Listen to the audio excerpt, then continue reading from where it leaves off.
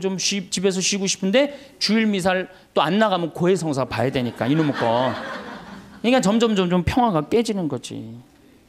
그리고 이 천주교는 내 마음의 평화를 얻기 위한 거니까 내가 하느님한테 뭘 감사드리고 찬양드리기보다는 어떻게 하느냐면 자꾸 달라고 그래요. 이걸 주시고 저걸 주시고 맨날 뭘 이렇게 달라고 그래. 뭘 달라고. 개신교 교우들은 모이면은요 심하다 싶을 정도로 하느님 얘기뿐이에요. 개신교. 그래서 그분들은 대종상 타면 제일 먼저 누구한테 감사드린다고 그래? 하나님한테 감사드린다고 그러죠. 그렇죠? 그리고 막 같이 뭐 메달 따고 그럼 다 같이 모여서 막 무릎 꿇고 기도해야 안 해요? 천주교 교우들 그런 거 봤어요? 나는 한 번도 들어본 적이 없어. 근데 이번에 김경화 선수가 탔고 동메달 따고 성호 거 때문에요. 특이한 천주교 교우예요. 개신교 목사님들 설교하는 내용 들어보면요. 찬양, 영광, 감사, 알렐루야, 아멘이. 찬양에는 흥분과 기쁨이 있습니다. 그래서 저기 뭐 목사님들 예배 드릴 때 보면은 하나님 아버지께 감사한다고 그러고 찬양 드리고 그러느냐고 흥분하잖아요. 막 어떻게 몸을 주체를 못하면서 흥분하는 목사님들도 있잖아요. 천주교 신부님들 평화방송에서 미사하는 거 한번 보세요.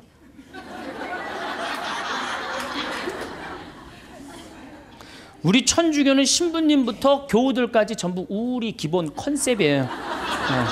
많은 분들이 성당에 왜 다니십니까? 그럼 대부분들이 뭐라고 그러냐면 마음의 평화를 얻기 위해서 성당 다닌다고 그래요. 그렇죠? 많은 경우는 한 70%가 성당에 다니는 이유가 마음의 평화를 얻기 위해서 다닌다고 그럽니다.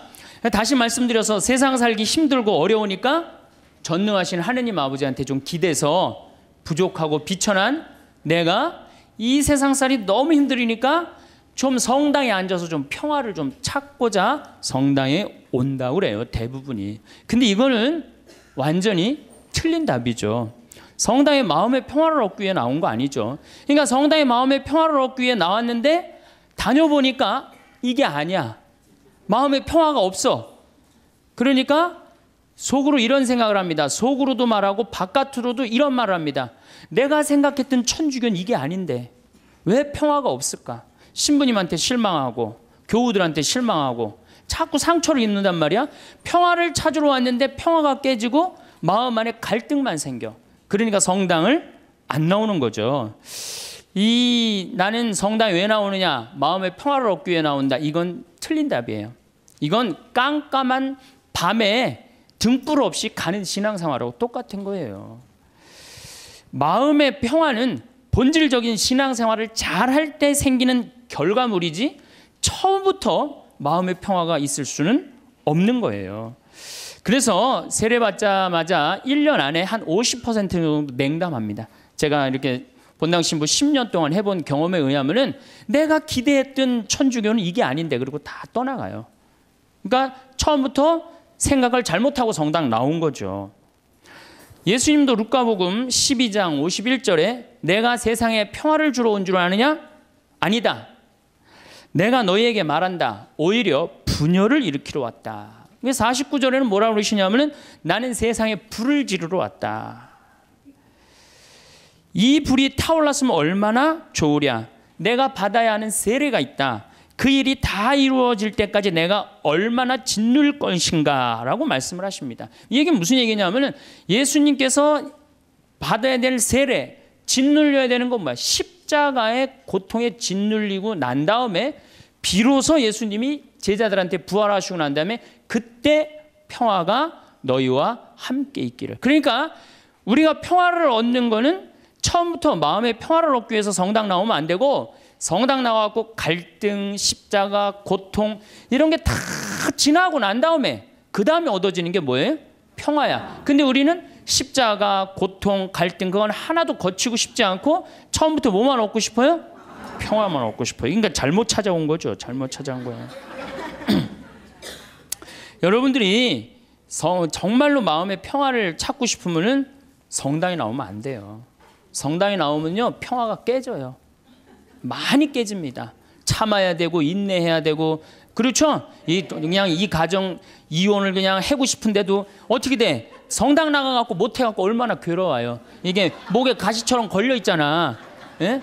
그러니까 성당 나오면은 평화가 있는 건 아니에요. 성당 나오면 예수님 말씀대로 분열, 불이 일어나지 평화가 이루어지는 것은 절대 아닙니다. 그래서 여러분들 성당에 왜 나오십니까? 마음의 평화를 얻기 위해서. 절대 그런 생각하지 마세요. 성당 열심히 다니면 다닐수록 평화는 깨진다. 내가 하나님한테 가까이 가고 싶은 만큼 내 마음의 평화는 깨지게 돼 있어요. 그러니까 여러분들 주위에서 입교시킬 때 성당 나와봐. 마음 무지하게 편하네. 성당이 얼마나 마음에 평화로운데 이렇게 선교하는 거는 절대 하면 안 돼요. 성당 나와봐. 정말로 죽을 만큼 힘들 거야. 그 세례를 다 겪고 난 다음에 예수님이 그 십자가의 고통을 겪고 난 다음에 평화가 생겼듯이 자매도 이 세상 모든 걸 버리고 하느님의 아들로 딸로 태어나는 데 시간이 걸린다.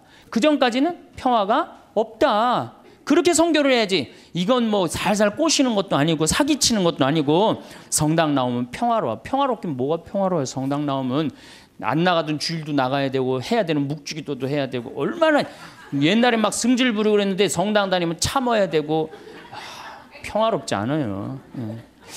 한국 천주교 첫 번째 교리책 천주교 요리 문답 320개 항목이 있어요. 옛날부터 성당 다니셨던 분들 뭐라 그래요?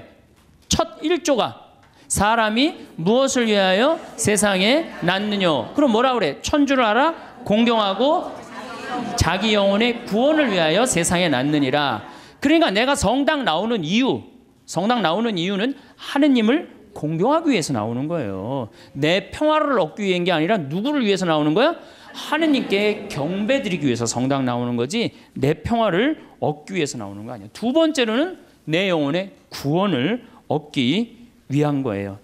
아, 신부님 이 성당 나와서 하느님한테 경배드리려면 뭐하러 나옵니까? 이거 너무 하느님 중심 아닙니까? 이렇게 생각하는 유혹에 현대인들은 많이 빠져 있어요. 그렇죠? 하느님 뭘 공경하고 경배해. 내가 일단 행복해야 되는데 이런 유혹에 빠져 있어요. 근데 사실은 우리는 지금 은총 속에서 살고 있어요. 은총 속에서. 여러분들 공기가 만들어지는데 몇 년의 세월이 걸렸을 것 같아요? 40억 년의 세월이 걸렸어요. 40억 년 동안 우리가 마실 수 있는 공기가 여건이 조성되는데 몇 년이 걸려? 40억 년이 걸린 거예요. 그 40억 년 동안 정성 들여갖고 이렇게 공기가 온 지구에 가득 차고 난 다음에 생명이 아주 이 지구에서 꿈틀거렸거든요. 그러면 이 소중한 공기를 우리가 마시면서 돈 냅니까 안 됩니까? 공짜로 마시죠? 얼마나 감사해요. 얼마나 감사해요. 하늘에서 빈님 돈 1,000억 내면 내려줘요? 공짜로 내려주세요 안 내려주세요? 공짜로 내려주시잖아요. 얼마나 감사해. 햇빛 만물을 키워내는 햇빛 요즘 가을 햇빛 참 기가 막히게 좋죠. 막 우리 평창의 들판에 정말로 벼들이 막 있고 있어요. 그 햇빛 공짜로 내려주세요 안 내려주세요? 내려주시죠? 여러분들이 길 다니는데 공짜로 다니세요 안 다니세요? 땅 밟고 지나다니는데 아니 지금 살아가는데 절대적으로 필요한 걸 이렇게 다 받고 있는데 우리가 그 하느님께 경배드리지 않는다면은 우리가 얼마나 욕심이 많은 거예요. 우리는 정말 하느님께 경배드리고 찬양 드려야 돼. 그런데 이게 점점 인간 중심의 세상이 되다 보니까 모든 게 인간 위주야. 하느님도 나중에 누구를 위해서 있어야 돼? 인간을 위해서 있어야 되고 나를 위해서 있어야 돼. 완전히 거꾸로 돼가는 판국이 이제 발생하는 거죠. 우리 인간이 받은 수많은 혜택에 대해서 감사와 찬양을 드리지 않는다면 지금 인간들이 저지르고 있는 전쟁, 폭력, 환경 재앙은 이건 계속 될 거예요. 우리는 하나님께 이게 겸손한 마음, 감사하는 마음을 지닐 때 자연도 보호되는 거예요. 우리 인간이 너무 건방져갖고 자연을 막 해치고 망가뜨리고 있는 거예요. 그래도 죄의식을 못 느끼는 건 하느님을 경배하는 마음, 하느님께 감사하는 마음. 내가 지금 받은 은총이 너무 많다는 사실, 이거를 깨닫지 못하고 너무 건방지고 도도하게 사는 거예요. 그런데 천주교 교우들이 하느님을 믿는 이유가 감사와 찬양을 드리기 위해 믿는 게 아니고 마음의 평화를 얻기 위해 믿는다면 결국 하느님도 내 마음의 평화를 위해서 있어 주어야 하는 존재로 전락하는 거예요. 그야말로 전락하는 거예요. 하느님이. 내가 하느님을 믿었는데 평화가 오기는커녕 가정에 분열이 일어나고 성당 다니는 삶이 자꾸 의무감으로 바뀌어요. 자꾸 의무감으로 바뀌어. 그래서 주일 미사도 이게 자꾸 걸려. 그냥 나가기 싫은데 억지로 나가는 경우가 있어요. 그렇죠, 여러분들? 그런 경우 많죠. 오늘은 너무 나가기 싫고 좀 집에서 쉬고 싶은데 주일 미사를 또 안 나가면 고해성사 봐야 되니까 이놈의 거. 그러니까 점점 평화가 깨지는 거지. 그리고 이 천주교는 내 마음의 평화를 얻기 위한 거니까 내가 하느님한테 뭘 감사드리고 찬양드리기보다는 어떻게 하느냐면 자꾸 달라고 그래요. 이걸 주시고 저걸 주시고 맨날 뭘 이렇게 달라고 그래. 뭘 달라고. 개신교 교우들은 모이면은요 심하다 싶을 정도로 하느님 얘기뿐이에요. 개신교. 그래서 그분들은 대종상 타면 제일 먼저 누구한테 감사드린다고 그래? 하나님한테 감사드린다고 그러죠. 그렇죠? 그리고 막 같이 뭐 메달 따고 그럼 다 같이 모여서 막 무릎 꿇고 기도해야 안 해요? 천주교 교우들 그런 거 봤어요? 나는 한 번도 들어본 적이 없어. 근데 이번에 김경화 선수가 탔고 동메달 따고 성호 걷대매요. 특이한 천주교 교우예요. 방수현 선수 이후로 다시 탄생한 특이한 천주교 교우들이에요. 천주교회는 하느님을 믿는다면서도 하느님의 일은 뒤로 한 채 사람의 일만 더 걱정하는 경향이 굉장히 많아요. 여기 있는 분들 대부분이 하느님의 일 걱정하는 것보다 누구 일 더 걱정해요? 내 일. 여러분들 세계에서 선교사가 제일 많이 나가 있는 나라는 미국이에요. 모든 선교지에 다 나가 있어요. 그 다음에 선교사가 많이 나가 있는 나라가 어느 나라냐? 우리나라 개신교회예요. 세계에서 두 번째예요. 우리 근데 천주교 교우들은 나가요, 안 나가요? 내가 알기로도 한 100명 이내도 안 돼요. 지금 외방선교회하고 또 뭐 몇몇 수도회 뭐 이런 수녀님들하고 거의 없어요. 그러니까 우리는 하느님의 일은 걱정하지 않고 무슨 일 걱정해? 사람의 일을 걱정하는 거예요. 예수님이 마태오복음에 이런 얘기를 해요. 예루살렘에 올라가시면서 내가 예루살렘에 올라가면 고난을 받을 것이다. 그리고 3일 만에 살아날 것이다. 그러니까 베드로가 뭐라 그러냐? 맙소사 주님. 그런 일은 주님께 결코 일어나지 않을 것입니다. 하니까 예수님이 이런 말씀을 하세요. 사탄아, 내게서 물러가라. 너는 나에게 걸림돌이다. 너는 하느님의 일은 생각하지 않고 사람의 일만 생각하는구나. 여러분들 하느님 믿는다면서 내가 하느님의 일을 더 많이 걱정해요? 사람의 일을 더 걱정해요?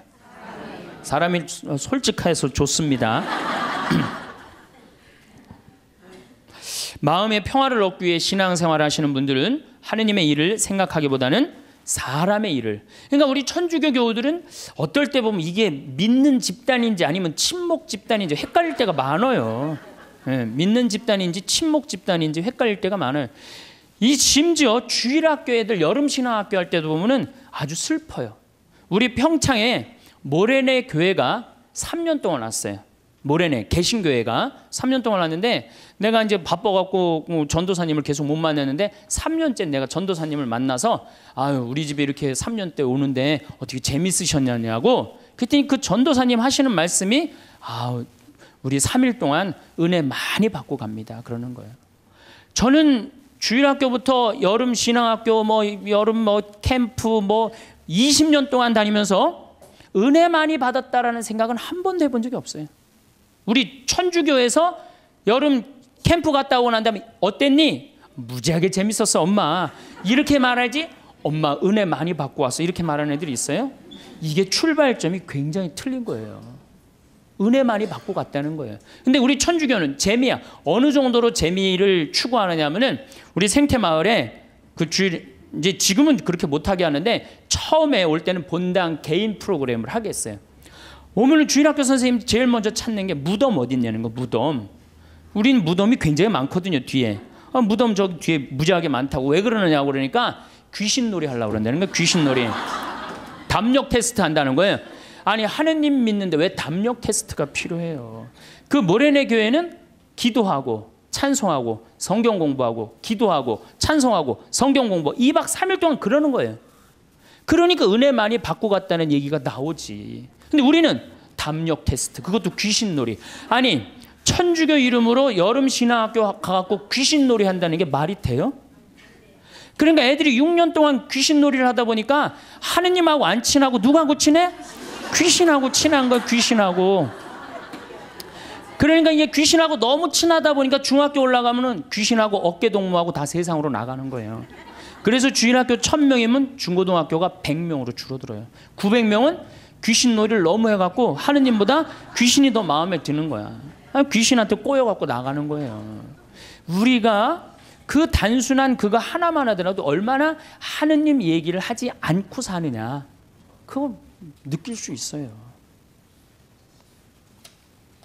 캠프라는 것은 자연 안에서 텐트를 치고 노는 걸 캠프라고 그래요.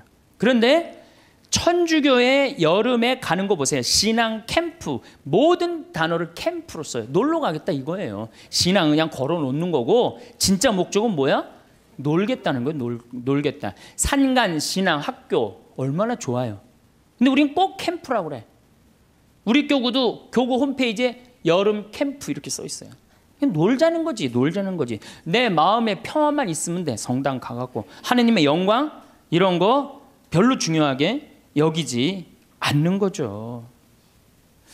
반대로 은혜 많이 받고 간다는 개신교는 감사, 찬양, 경배, 아멘, 할렐루야예요. 그래서 대부분 이 개신교 이렇게 제가 이렇게 방송 보면은 개신교 성도들은 기도할 때 어떻게 합니까? 손을 들고 눈을 하늘에 들고 해요. 그렇죠? 전부 다 손을 하늘을 향하잖아요. 천주교는 어디를 향하고 있어요? 땅바닥을 향하고 있어요. 평화방송 보면 천주교구들 다 어디 쳐다보고 있어? 땅바닥 쳐다보고 있는 거예요. 도대체 우리는 하느님이나 하늘에 관심이 없어요. 하느님이나 하늘에 관심이 없어요. 개신교 목사님들 설교하는 내용 들어보면요, 찬양, 영광, 감사, 할렐루야, 아멘이. 찬양에는 흥분과 기쁨이 있습니다. 그래서 저기 목사님들 예배 드릴 때 보면은 하느님 아버지께 감사한다 그러고 찬양 드리고 그러느냐고 흥분하잖아요. 막 어떻게 몸을 주체를 못하면서 흥분하는 목사님들도 있잖아요. 천주교 신부님들 평화방송에서 미사하는 거 한번 보세요.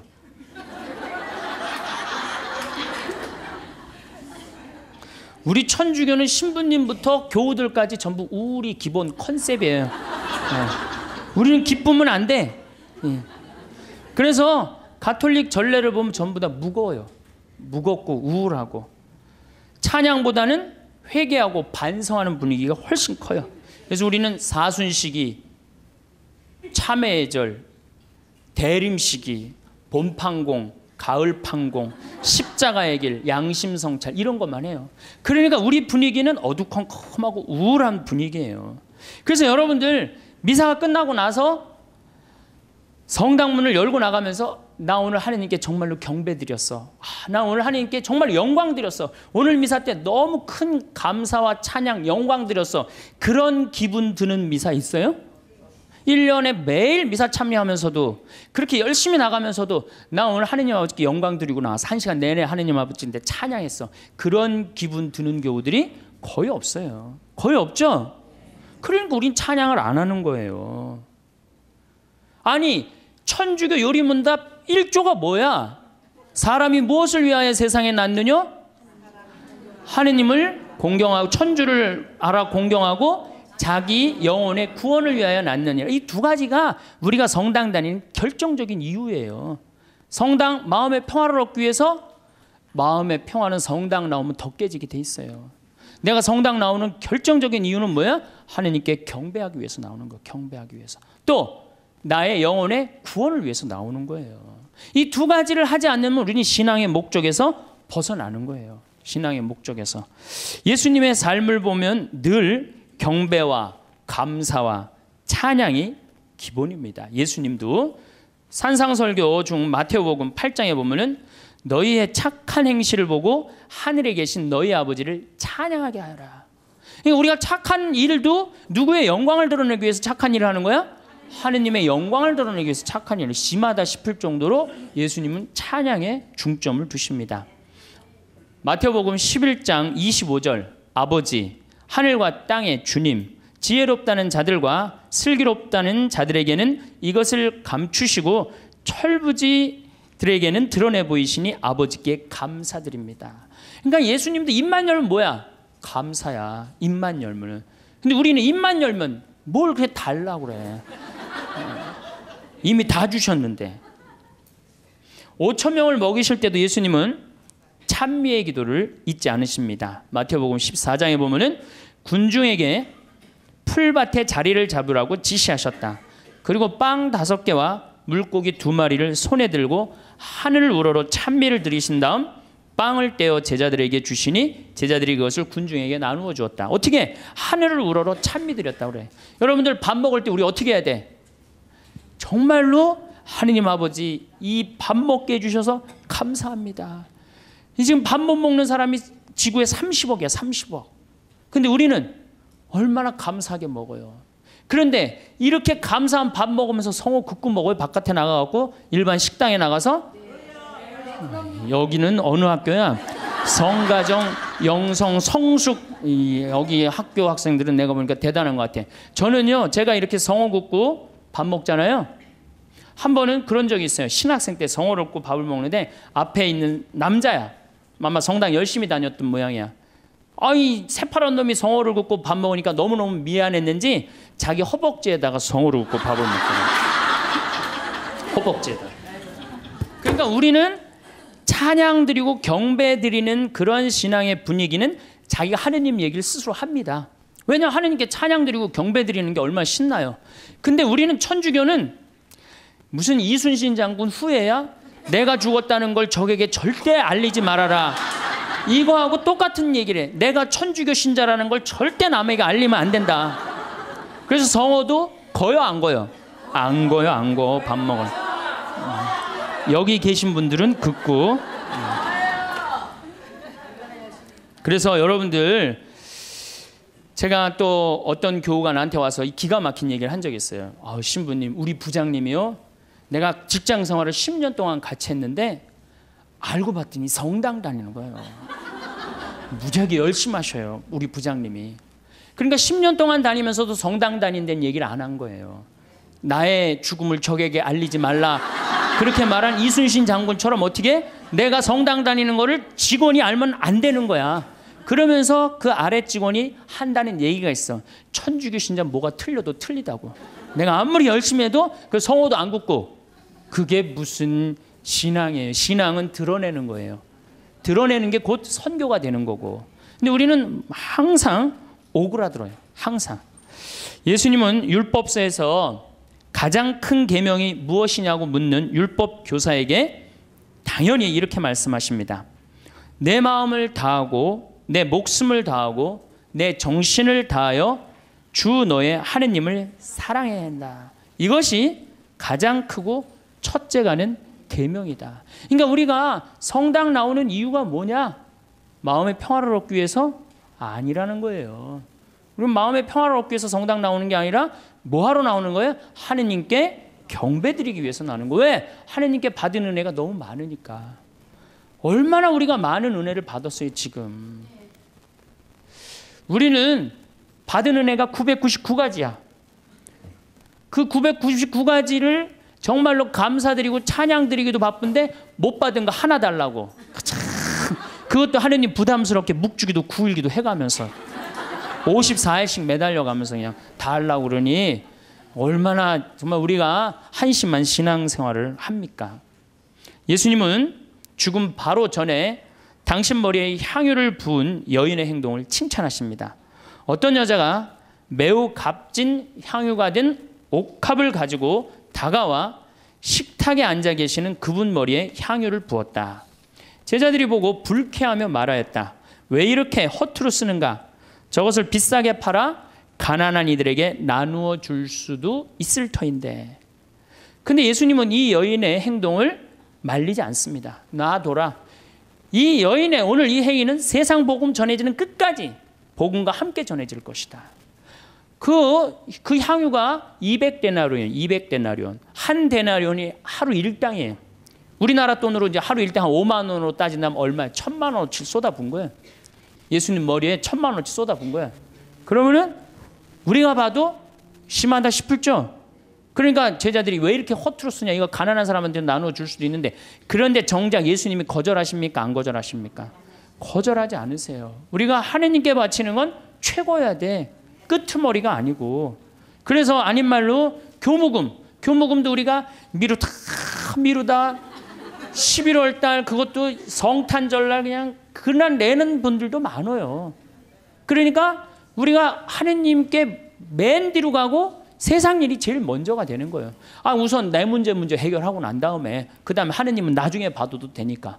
하느님께 첫 번째 첫 맛배를 드려야 되는데 우리는 항상 맨 끝에 일단 내 마음의 평화가 더 중요한 거예요.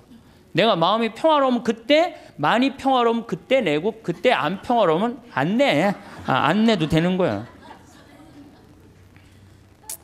성찬례를 봐도 예수님은 하느님께 얼마나 애절하게 감사 기도를 드렸는지 알 수 있습니다. 스스로 원하신 순환이 다가오자 예수께서는 빵을 들고 감사를 드리신다. 항상 감사하는 거 잊지 않으셨어요. 찬양하는 거 잊지 않으셨어요. 쪼개어 제자들에게 주시며 말씀하셨다. 또 이어 잔을 들어 다시 감사를 드리신 다음 제자들에게 말씀하셨다. 그러니까 예수님도 입만 열면 뭐 하셨어요? 감사하고 찬양했단 말이야. 근데 우리도 어떻게 해야 돼? 입만 열면 어떻게 해야 돼? 감사하고 찬양해야 되는데 사실은 그런 신앙생활을 하기란 우리가 방향을 잘못 잡았기 때문에 별로 없어요. 요즘 조금 분위기가 그래도 천주교가 감사, 찬양의 분위기가 그래도 조금 살아나요. 요즘 천주교가. 그래서 요즘 그런 면에서는 제가 정말 우리 천주교가 제대로 가고 있구나 그런 생각이 듭니다. 저는 우리가 얼마나 많은 은혜를 받았느냐 하면은 여러분들 지금 눈 두 개 여기 계신 분들만 제가 눈 두 개 달려있는 거 감사해 안 감사해? 걔는 하얀색하고 까만색밖에 못 봐요. 걔는. 근데 우리는 눈 두 개가 달려갖고 총천연색 다 보잖아요.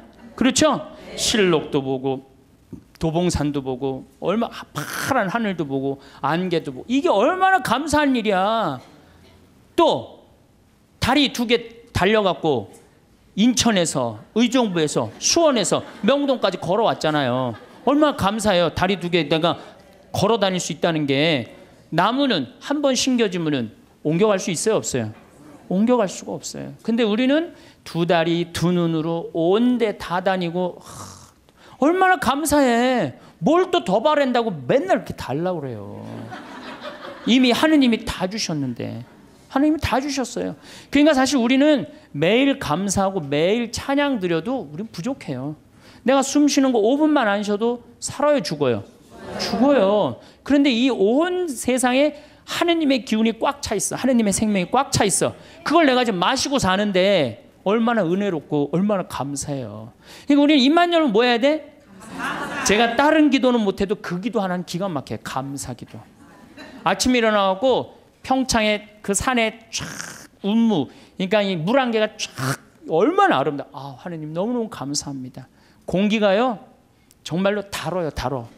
그냥 공기가 쫙 하면 하느님 너무너무 감사합니다. 또 밤에 어제도 밤에 빗님이 쫙 오시고 난 다음에 하늘이 맑아갖고 별이 딱 떴는데요.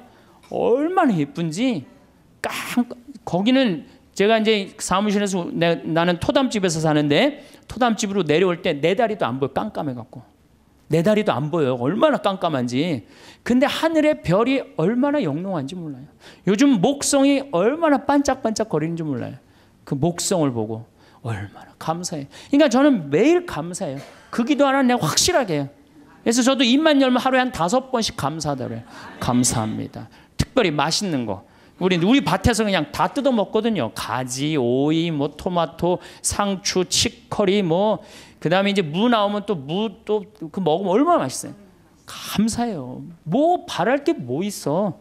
그냥 이렇게 삼시세끼 먹고 이 아름다운 데서 살면 됐지. 얼마나 감사해요. 그러니까 우리는 입만 열면 뭐 하면 돼? 감사하면 돼. 필요한 건 예수님이 뭐라 그래? 아버지께서 너희들이 필요한 거 이미 다 알고 있는데 뭘 그렇게 말이 많으냐. 분명히 얘기했는데 우리는 그렇게 말이 많아. 천주교는 뭐 이렇게 달라고 막 그래요. 그래서 심지어 어떤 교우들은 나이 든 할머니들은 산에 오르다 보면은 선앙당 근처에 돌탑이 있으면 어떻게 해요? 거기다 하나 얹어놔요. 그리고 우리 손자 이번에 시험 잘 보게 해주십시오. 산에 이제 올라갔다 내려오는데 절을 지나가는데 지나가다가 부처님이 보이면 어떻게 해요? 또 왔다가 좀 찝찝하긴 하지만 내가 성당 다니니까 그래도 한번 절을 합니다. 부처님 우리 손자 이번에 시험 잘 보게 해주십시오. 성당에 왔는데 성당 마당에 성모님이 계셔. 그럼 그냥 넙죽 절하는 거지. 우리 손자 시험 잘 보게 해주십시오. 성당 안에 들어갔더니 제대에 십자고상이 있어. 거기 또 절 한 번 해요. 감실에 또 한 번 해요. 그러니까 이 할머니 마음속에는 무슨 심성이 들어있는 거예요? 그 중에 하나만 걸려라 이거야.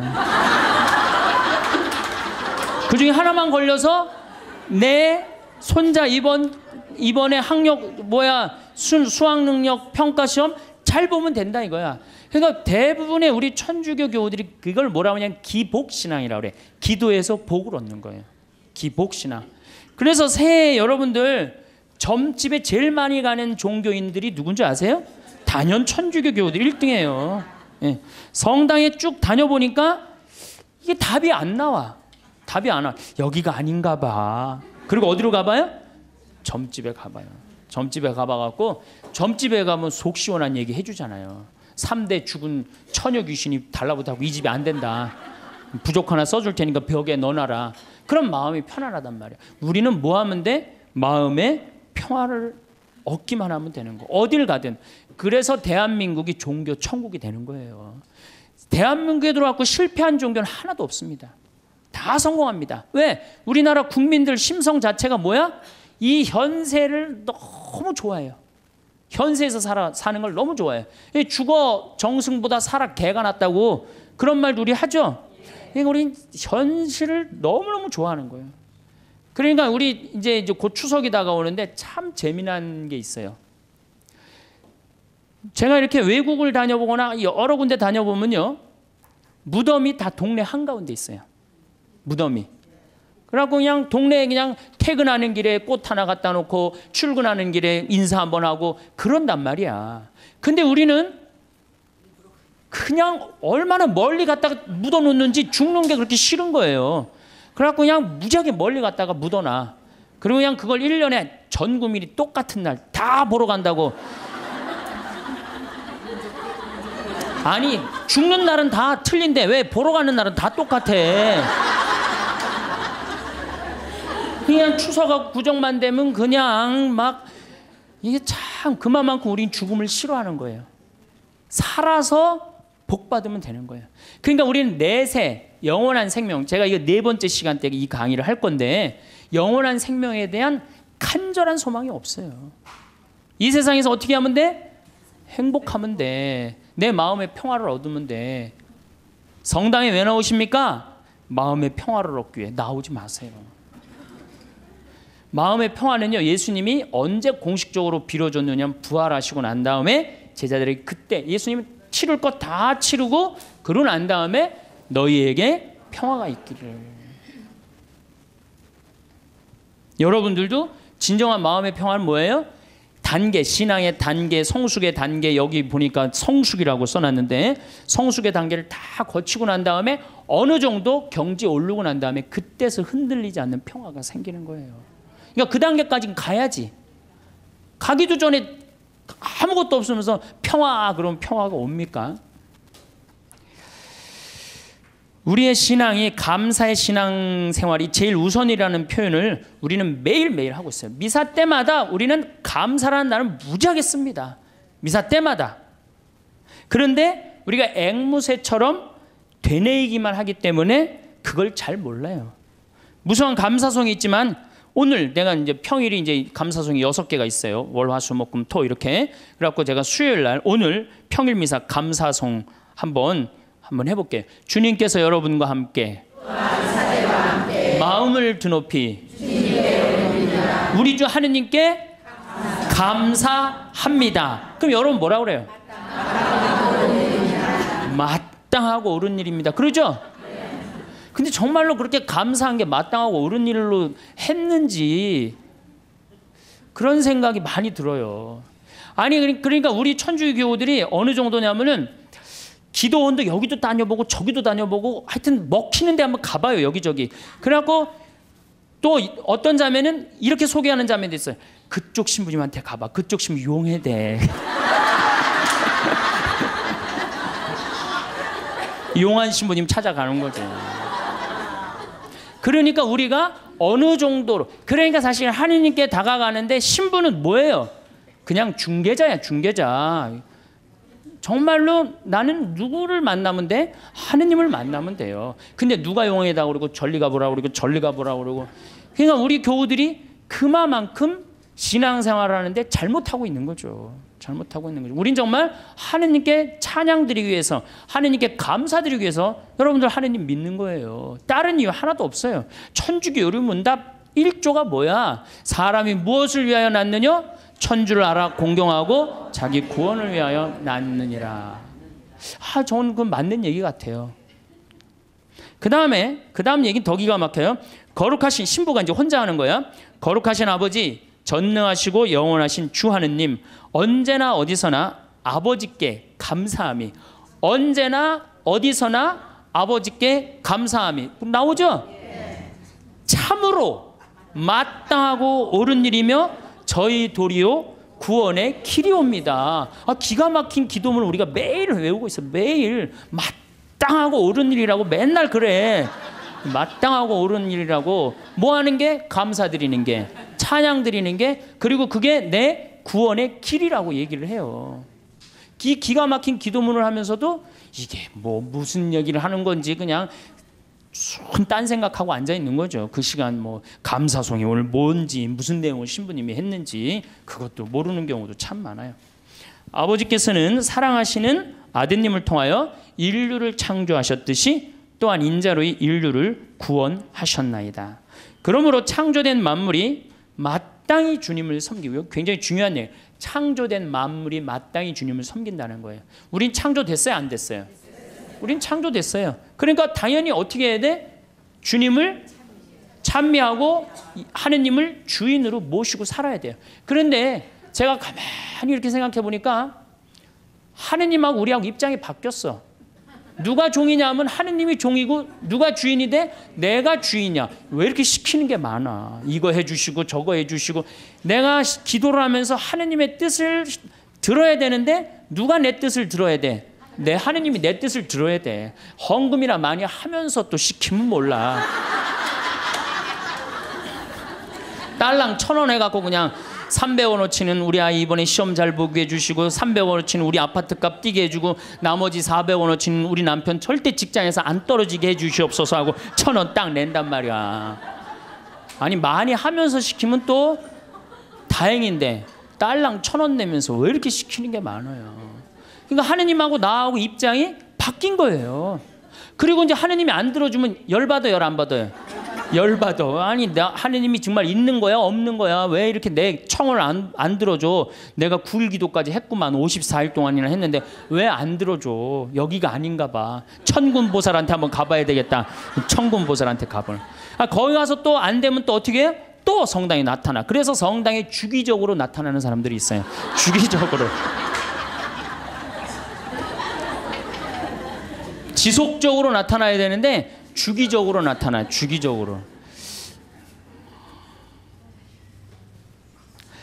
구원된 모든 사람이 다 함께 주님을 찬송하며 성인들도 한 마음으로 찬미하오니 저희들도 천사들과 함께 주님을 찬양하며 언제나 기뻐 노래하나이다. 이렇게 우리가 미사 처음부터 끝까지 다 이래요. 모든 기도문이. 근데 이제 이 미사를 이게 또 이제 바뀌어야 돼요. 이 미사가 신부님들의 원맨쇼로 끝나는 경우가 너무 많아. 여러분들 구경하는 경우고. 그렇죠? 다음 시간에 내가 얘기하겠지만 굿을 한번 보세요. 굿 원맨쇼를 합니까? 다 다 삥 둘러갖고 중간에 막 이것도 빌고 뭐 돈도 꽂아놓고 쌀도 뿌리라고 그러면 뿌리고 시키는 거 다 하잖아요. 참여를 한단 말이야. 근데 우리는 거의 참여하는 게 없어요. 그냥 뭐 몇 마디 주고받는 거, 주님께서 여러분 또 한 사제와 함께 이거 계속 한 3번 4번 하는 거 외에는 거의 교우들이 하는 게 없어요. 그러니까 당연히 미사가 이렇게 빨려 들어가지를 못하는 거죠. 미사에. 그러니까 죽어 있는 전례에 우리가 10년 동안 20년 동안 그냥 죽어서 왔다 갔다 하는 거예요. 그래도 계속 오는 거 보면 신기하죠. 나는 기적이라고 생각해요. 저분들이 도대체 무슨 생각으로 이렇게 계속 오고 있을까? 나는 그거는 성체성사 때문이라고 생각해요. 성체성사. 내가 예수님이 내 몸 안에 살기 때문에 내가 오는 게 아니야. 미사 참여 여러분이 가는 거 아니야. 내 안에 사는 예수님이 그냥 끌고 가는 거지. 여러분들은 몸만 빌려주는 거, 몸만 빌려주는 거, 몸만. 정말로 성체 은혜 때문에 천주교가 사는 거예요. 네, 얼마나 좋은 성사예요. 거기에 의미까지 더한다면 우린 정말로 행복한 신앙생활을 할 수 있을 텐데. 그러니까 우리가 이제 뭐라고 그래? 신부가 이렇게 하면 여러분들은 뭐라고 그래? 거룩하시도다, 거룩하시도다, 거룩하시도다. 온 누리의 주 하느님, 하늘과 땅에 가득 찬 그 영광. 하늘과 땅에 가득 찼다고 아까 제가 얘기했죠. 공기 마시는 것 자체가 뭐야? 은총 속에서 사는 거야. 하늘과 하느님의 기운이 있지 않으면요, 이 인류, 우주, 이거 생명이 움틀 수가 없어요. 가끔 이런 분이 있어요. 내가 하느님을 믿느니 주먹을 믿겠다. 이런 분들이 있어요. 그럼 제가 그런 글도 썼는데, 주먹을 믿겠다고? 주먹이 공기 만들어내는데 무슨 일을 했는데, 주먹이 하늘에 빗님 내리는데 무슨 일을 했는데, 주먹이 태양빛 만들어내는데 무슨 일을 했는데, 그렇게 주먹이 좋으면은 주먹하고 저 화성에 가서 살아라. 영하 200도 되는 데 가서 살아라. 주먹이 다 해줄 테니까. 우리 인간이요, 너무 교만해 있어요. 지금 과학이 발달해갖고 인간이 최고인 줄 알고 착각하고 있어요. 우리는 한순간도 하느님의 은총이 없으면 우리는 한순간도 못 살아요. 그래서 여기 뭐라 그래? 온 누리의 주 하느님, 하늘과 땅에 가득 찬 그 영광. 이렇게 노래를 했잖아. 높은 데서 호산나, 주님의 이름으로 오시는 분 찬미 받으소서. 듣고 보니까 찬미라는 말을 무지하게 많이 하죠. 우리가. 그런데도 우리가 죽어있는 전례에 참여를 하다 보니까 정말로 찬미하는 기분, 찬양하는 그런 기분이 안 들어요. 그러면은 도대체 어떻게 하느님께 경배 드려야 되느냐? 이거는 춤을 춰야 돼. 하느님 앞에서 우리가 하느님께 춤을 춰드려야지 경배하는 거예요. 근데 우리 춤 춰요, 안 춰요? 아까 보니까 막 추대 보니까. 근데 미사 때 춤 춰요, 안 춰요? 우리 주 전례는 미사예요. 미사 때 춤 안 추죠. 그렇죠? 하나님 기쁘게 해드리지 않는 거예요. 성가 잘해요, 못해요? 솔직히 성가, 내가 다음 시간에 이제 성가 얘기하겠지만은 성가 이거 장송곡 안 되면 다행이에요. 요즘 또 이제 순교자 성월이라 또 이제 더 청승을 떨면서 더 부르지. 그 다음에 시편. 여러분들 시편 외우는 거 내가 답답할 때 한두 개 정도 탁 나오는 시편 있을까요? 우리 천주교 교우들. 그래. 여긴 성숙 학교라 확실히 많이 틀린 것 같아. 정말 우리 시편도 제대로 외우는 거 없어요. 시편도. 그럼 그림이라도 하느님을 참 믿어야 되는데 그나마 천주교가 제일 잘하는 게 이 그림이에요. 오늘도 황창현 신부님의 행복 특강 잘 들으셨나요? 이어서 나이 들수록 들으면 도움이 되는 지혜의 말씀을 들려드리겠습니다. 첫 번째, 무조건 자기 말만 옳다고 하는 친구. 대화를 하다 보면 상대방과 감정적 교류가 생기고 소통을 하며 친밀감이 생기기 마련입니다. 사회생활을 하며 나이 들어서 만난 사람과도 이야기를 나눠보면 나와 가치관이나 생각이 비슷하고 취향도 잘 맞아서 가깝게 지내게 될 수 있습니다. 반면 오랜 친구 중에 안 좋은 일이 있을 때마다 내가 안 될 거라고 했지? 와 같은 말을 하며 자기 말이 항상 맞다는 식으로 말하는 사람이 있습니다. 이런 사람의 특징은 대화를 승부라고 생각한다는 것입니다. 사소한 것에 대해 이야기를 해도 모든 것은 자기 말이 맞다고 우깁니다. 또한 상대방과 대화를 할 때 가르치려 들고 연설하듯 하며 자기 말만 하려고 합니다. 그렇기 때문에 누군가의 말을 귀담아 듣기보다는 다른 사람에게 훈수 두기를 좋아하고 묻지 않아도 계속해서 조언을 하려고 합니다. 조언의 내용을 들어보면 나를 위한 진심 어린 충고라고 보기는 힘든 경우가 많습니다. 그러다 누군가 자기 의견에 조금이라도 반박하는 말을 들으면 예민하게 반응하고 분노를 일으킵니다. 이렇게 과민 반응을 하는 이유는 심리적 관점에서 볼 때 내면이 열등감으로 가득 차 있기 때문에 그럴 확률이 높습니다. 항상 남들보다 잘나야 한다는 조바심을 내고 대화를 소통의 도구가 아닌 승부라고 생각하기 때문에 항상 승부욕에 사로잡혀 있습니다.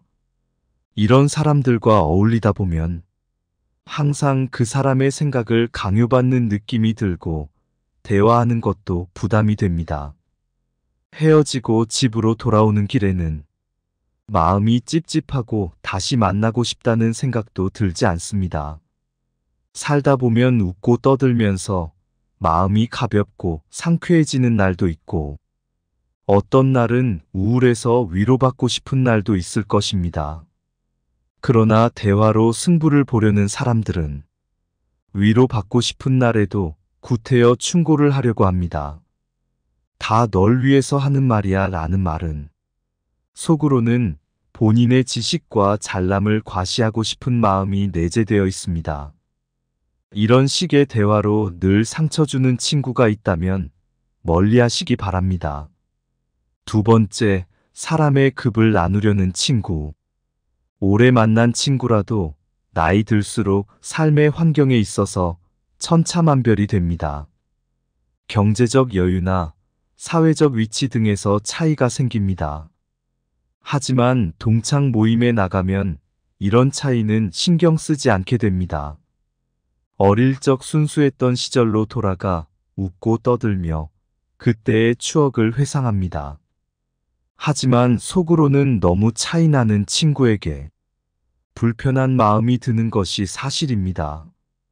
그 사람이 싫거나 나쁜 사람이라고 생각하는 것은 아니지만 그러한 차이를 관계의 벽이라고 생각하게 되면 친구 사이는 점점 멀어지게 됩니다. 그런 생각들이 마음의 걸림돌이 되다 보니 자연스러운 현상이라고 볼 수 있습니다. 이런 마음은 부러움과 자격지심에서 비롯된 경우가 많습니다. 이런 감정을 느끼는 것은 인간의 본성이기 때문에 나쁘다고 할 수 없습니다. 또한 티내지 않으려고 해도 대화를 나누다 보면 부러운 감정을 숨길 수가 없습니다. 이럴 때 서로 이해하고 조심하며 서로를 존중하는 마음이 있다면 그런대로 잘 지낼 수 있습니다. 하지만 오래된 친구라도 극단적으로 멀어지는 경우가 있습니다. 바로 경제적 여유나 사회적 위치 차이를 티내려고 할 때 벌어지는 일입니다.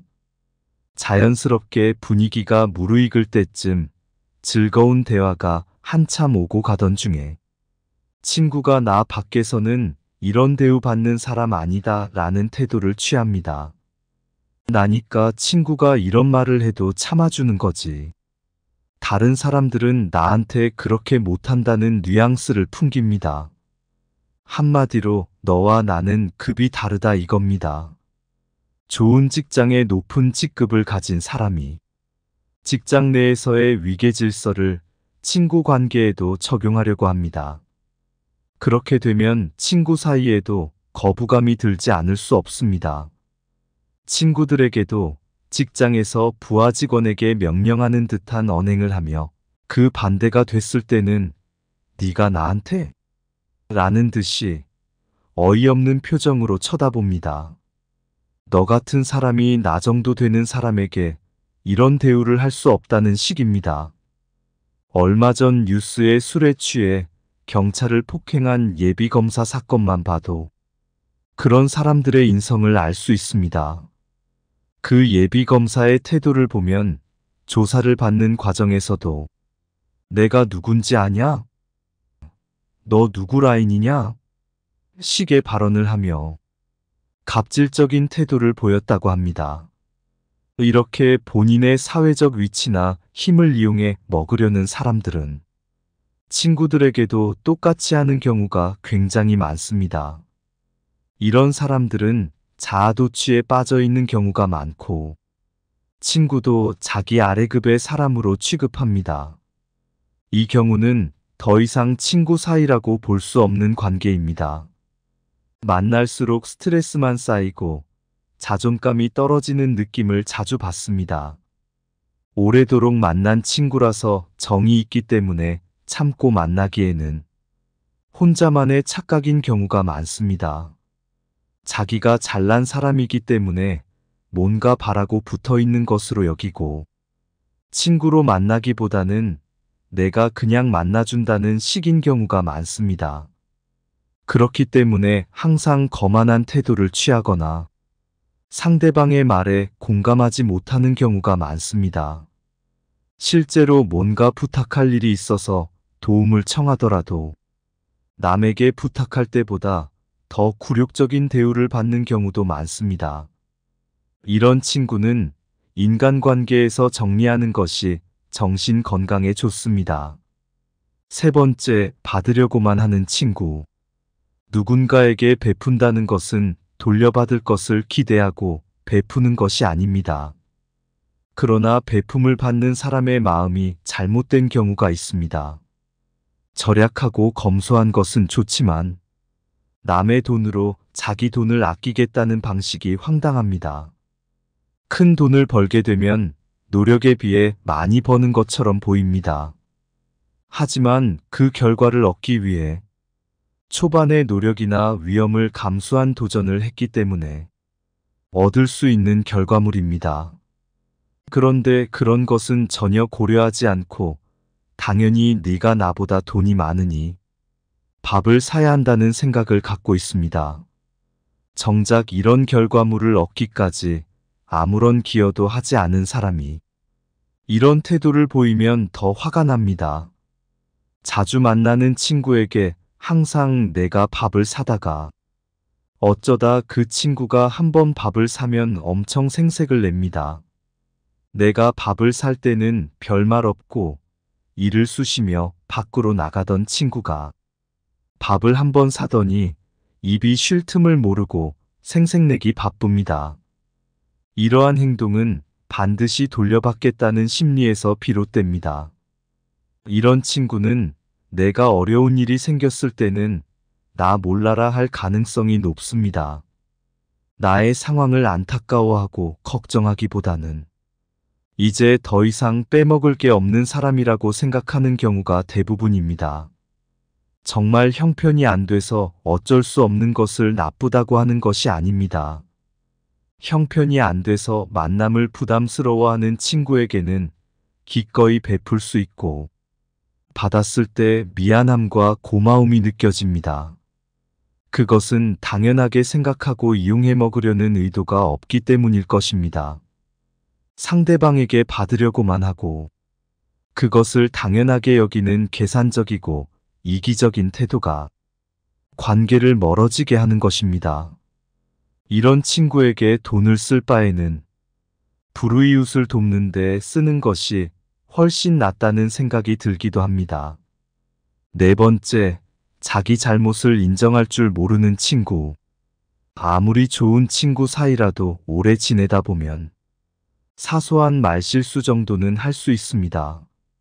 그러나 말실수를 하는 것이 그 자체로 문제가 되는 것이 아니라 실수한 뒤에 태도가 문제가 되는 경우입니다. 어느 날 친구가 나에게 은근히 기분 나쁜 농담을 해서 불편한 기색을 드러내면 뭐 그런 걸 갖고 그래? 라는 식으로 오히려 속 좁은 사람 취급을 합니다. 이런 사람은 보통 자기가 그런 말을 들었을 때는 굉장히 예민하게 반응하며 흥분합니다. 내가 싫은 것을 상대방에게 하지 않는다는 생각은 찾아볼 수 없습니다. 나의 농담은 유머라고 생각하고 상대방의 농담은 공격으로 받아들입니다. 그렇기 때문에 자기는 유머러스한 사람이라고 생각하고 상대방은 무례하고 선 넘는 사람으로 취급합니다. 이런 태도는 자기 잘못은 인정하지 않고 모든 것을 상대의 탓으로 돌리는 마음에서 비롯됩니다. 잘못된 것을 고치는 것의 시작은 잘못됨을 아는 것에서부터 시작되고 잘못을 인정하는 것이 고치려는 마음이 됩니다.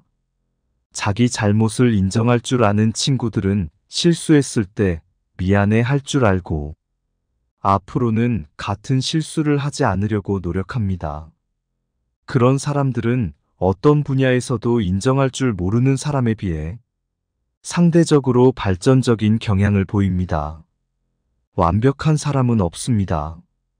그러나 완벽하지 않음을 인정하고 발전해 나가는 사람은 어딜 가나 환영받고 그 사실을 인정하지 못하는 사람은 시간이 지날수록 현실에 안주하거나 오히려 퇴보하며 그 탓을 남에게 돌리는 경우가 많습니다. 아무리 오래된 친구라도 계속해서 나에게 해를 끼친다면 끊어낼 줄 알아야 합니다. 세상에는 아름답고 좋은 것들도 많지만 우리에게 주어진 시간은 한정적이기 때문에 나의 감정을 억누르며 만나야 하는 관계가 있다면 때로는 관계를 끊음으로써 시간과 감정을 낭비하지 않을 수 있습니다. 어쩌면 걱정했던 것과는 달리 속 시원하고 오히려 삶이 편해지는 경험을 하게 될지도 모릅니다. 사람에게 지나치게 집착하고 시달릴 필요는 없습니다.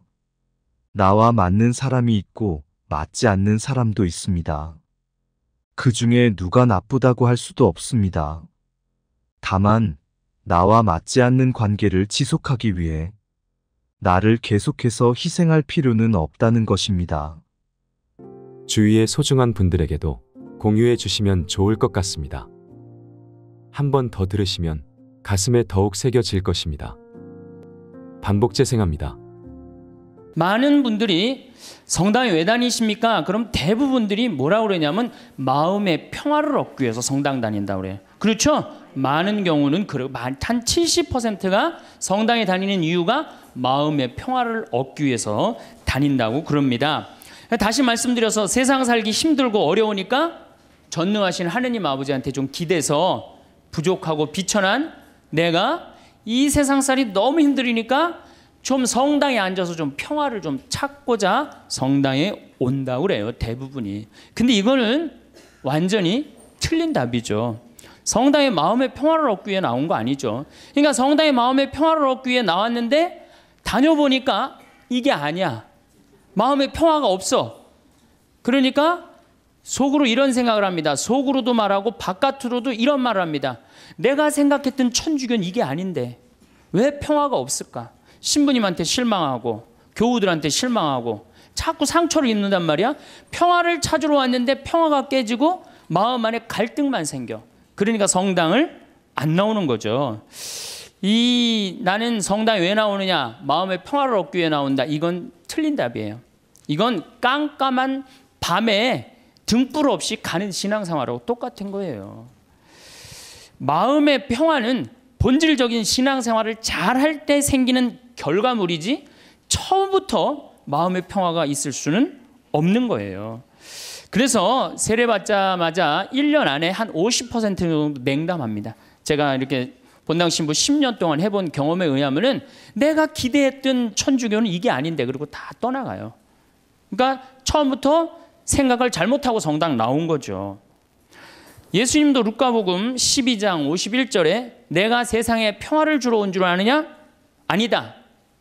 내가 너희에게 말한다. 오히려 분열을 일으키러 왔다. 49절에는 뭐라고 그러시냐면 나는 세상에 불을 지르러 왔다. 이 불이 타올랐으면 얼마나 좋으랴. 내가 받아야 하는 세례가 있다. 그 일이 다 이루어질 때까지 내가 얼마나 짓눌 것인가라고 말씀을 하십니다. 이 얘기는 무슨 얘기냐면은 예수님께서 받아야 될 세례, 짓눌려야 되는 건 뭐야? 십자가의 고통에 짓눌리고 난 다음에 비로소 예수님이 제자들한테 부활하시고 난 다음에 그때 평화가 너희와 함께 있기를. 그러니까 우리가 평화를 얻는 거는 처음부터 마음의 평화를 얻기 위해서 성당 나오면 안 되고, 성당 나와갖고 갈등, 십자가, 고통 이런 게 다 지나고 난 다음에 그 다음에 얻어지는 게 뭐예요? 평화야. 근데 우리는 십자가, 고통, 갈등 그건 하나도 거치고 싶지 않고 처음부터 뭐만 얻고 싶어요? 평화만 얻고 싶어요. 그러니까 잘못 찾아온 거죠. 잘못 찾아온 거예요. 여러분들이 정말로 마음의 평화를 찾고 싶으면은 성당에 나오면 안 돼요.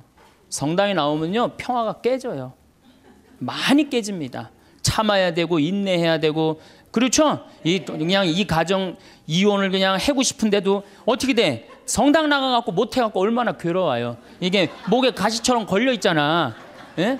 그러니까 성당 나오면은 평화가 있는 건 아니에요. 성당 나오면 예수님 말씀대로 분열, 불이 일어나지 평화가 이루어지는 것은 절대 아닙니다. 그래서 여러분들 성당에 왜 나오십니까? 마음의 평화를 얻기 위해서. 절대 그런 생각하지 마세요. 성당 열심히 다니면 다닐수록 평화는 깨진다. 내가 하나님한테 가까이 가고 싶으면 가고 싶은 만큼 내 마음의 평화는 깨지게 돼 있어요. 그러니까 여러분들 주위에서 입교시킬 때 성당 나와봐. 마음 무지하게 편하네. 성당이 얼마나 마음의 평화로운데 이렇게 선교하는 거는 절대 하면 안 돼요. 성당 나와봐. 정말로 죽을 만큼 힘들 거야.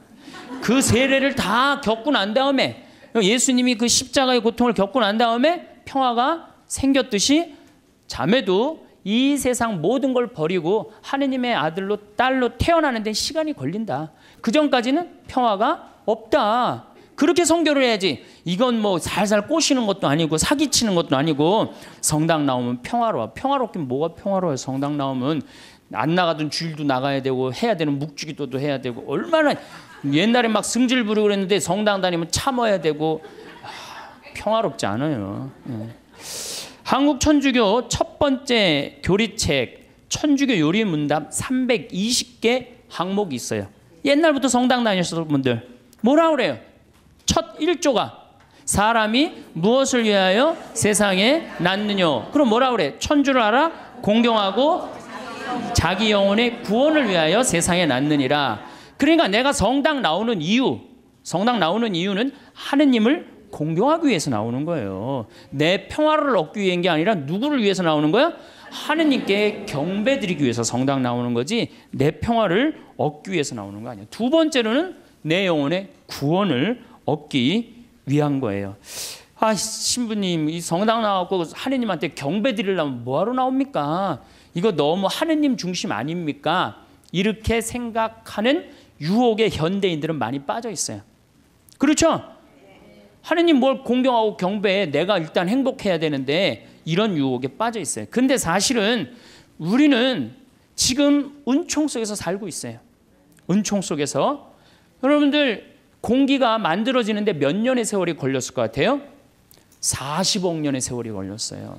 40억 년 동안 우리가 마실 수 있는 공기가 여건이 조성되는데 몇 년이 걸려? 40억 년이 걸린 거예요. 그 40억 년 동안 정성 들여갖고 이렇게 공기가 온 지구에 가득 차고 난 다음에 생명이 아주 이 지구에서 꿈틀거렸거든요. 그러면 이 소중한 공기를 우리가 마시면서 돈 냅니까 안 됩니까? 공짜로 마시죠? 얼마나 감사해요. 얼마나 감사해요. 하늘에서 빈님 돈 1,000억 내면 내려줘요? 공짜로 내려주세요 안 내려주세요? 공짜로 내려주시잖아요. 얼마나 감사해. 햇빛, 만물을 키워내는 햇빛, 요즘 가을 햇빛 참 기가 막히게 좋죠. 막 우리 평창의 들판에 정말로 벼들이 막 있고 있어요. 그 햇빛 공짜로 내려주세요 안 내려주세요? 내려주시죠? 여러분들이 길 다니는데 공짜로 다니세요 안 다니세요? 땅 밟고 지나다니는데, 아니 지금 살아가는데 절대적으로 필요한 걸 이렇게 다 받고 있는데 우리가 그 하느님께 경배드리지 않는다면은 우리가 얼마나 욕심이 많은 거예요.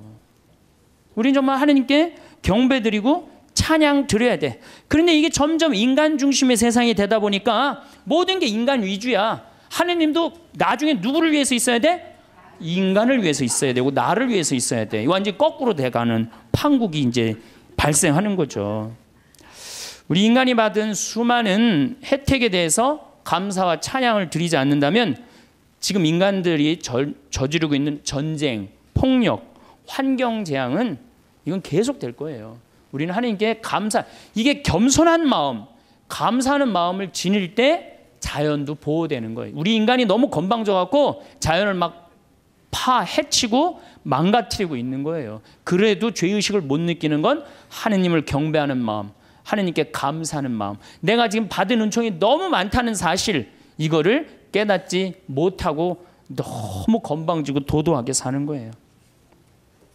그런데 천주교 교우들이 하느님을 믿는 이유가 감사와 찬양을 드리기 위해 믿는 게 아니고 마음의 평화를 얻기 위해 믿는다면 결국 하느님도 내 마음의 평화를 위해서 있어 주어야 하는 존재로 전락하는 거예요. 그야말로 전락하는 거예요. 하느님이.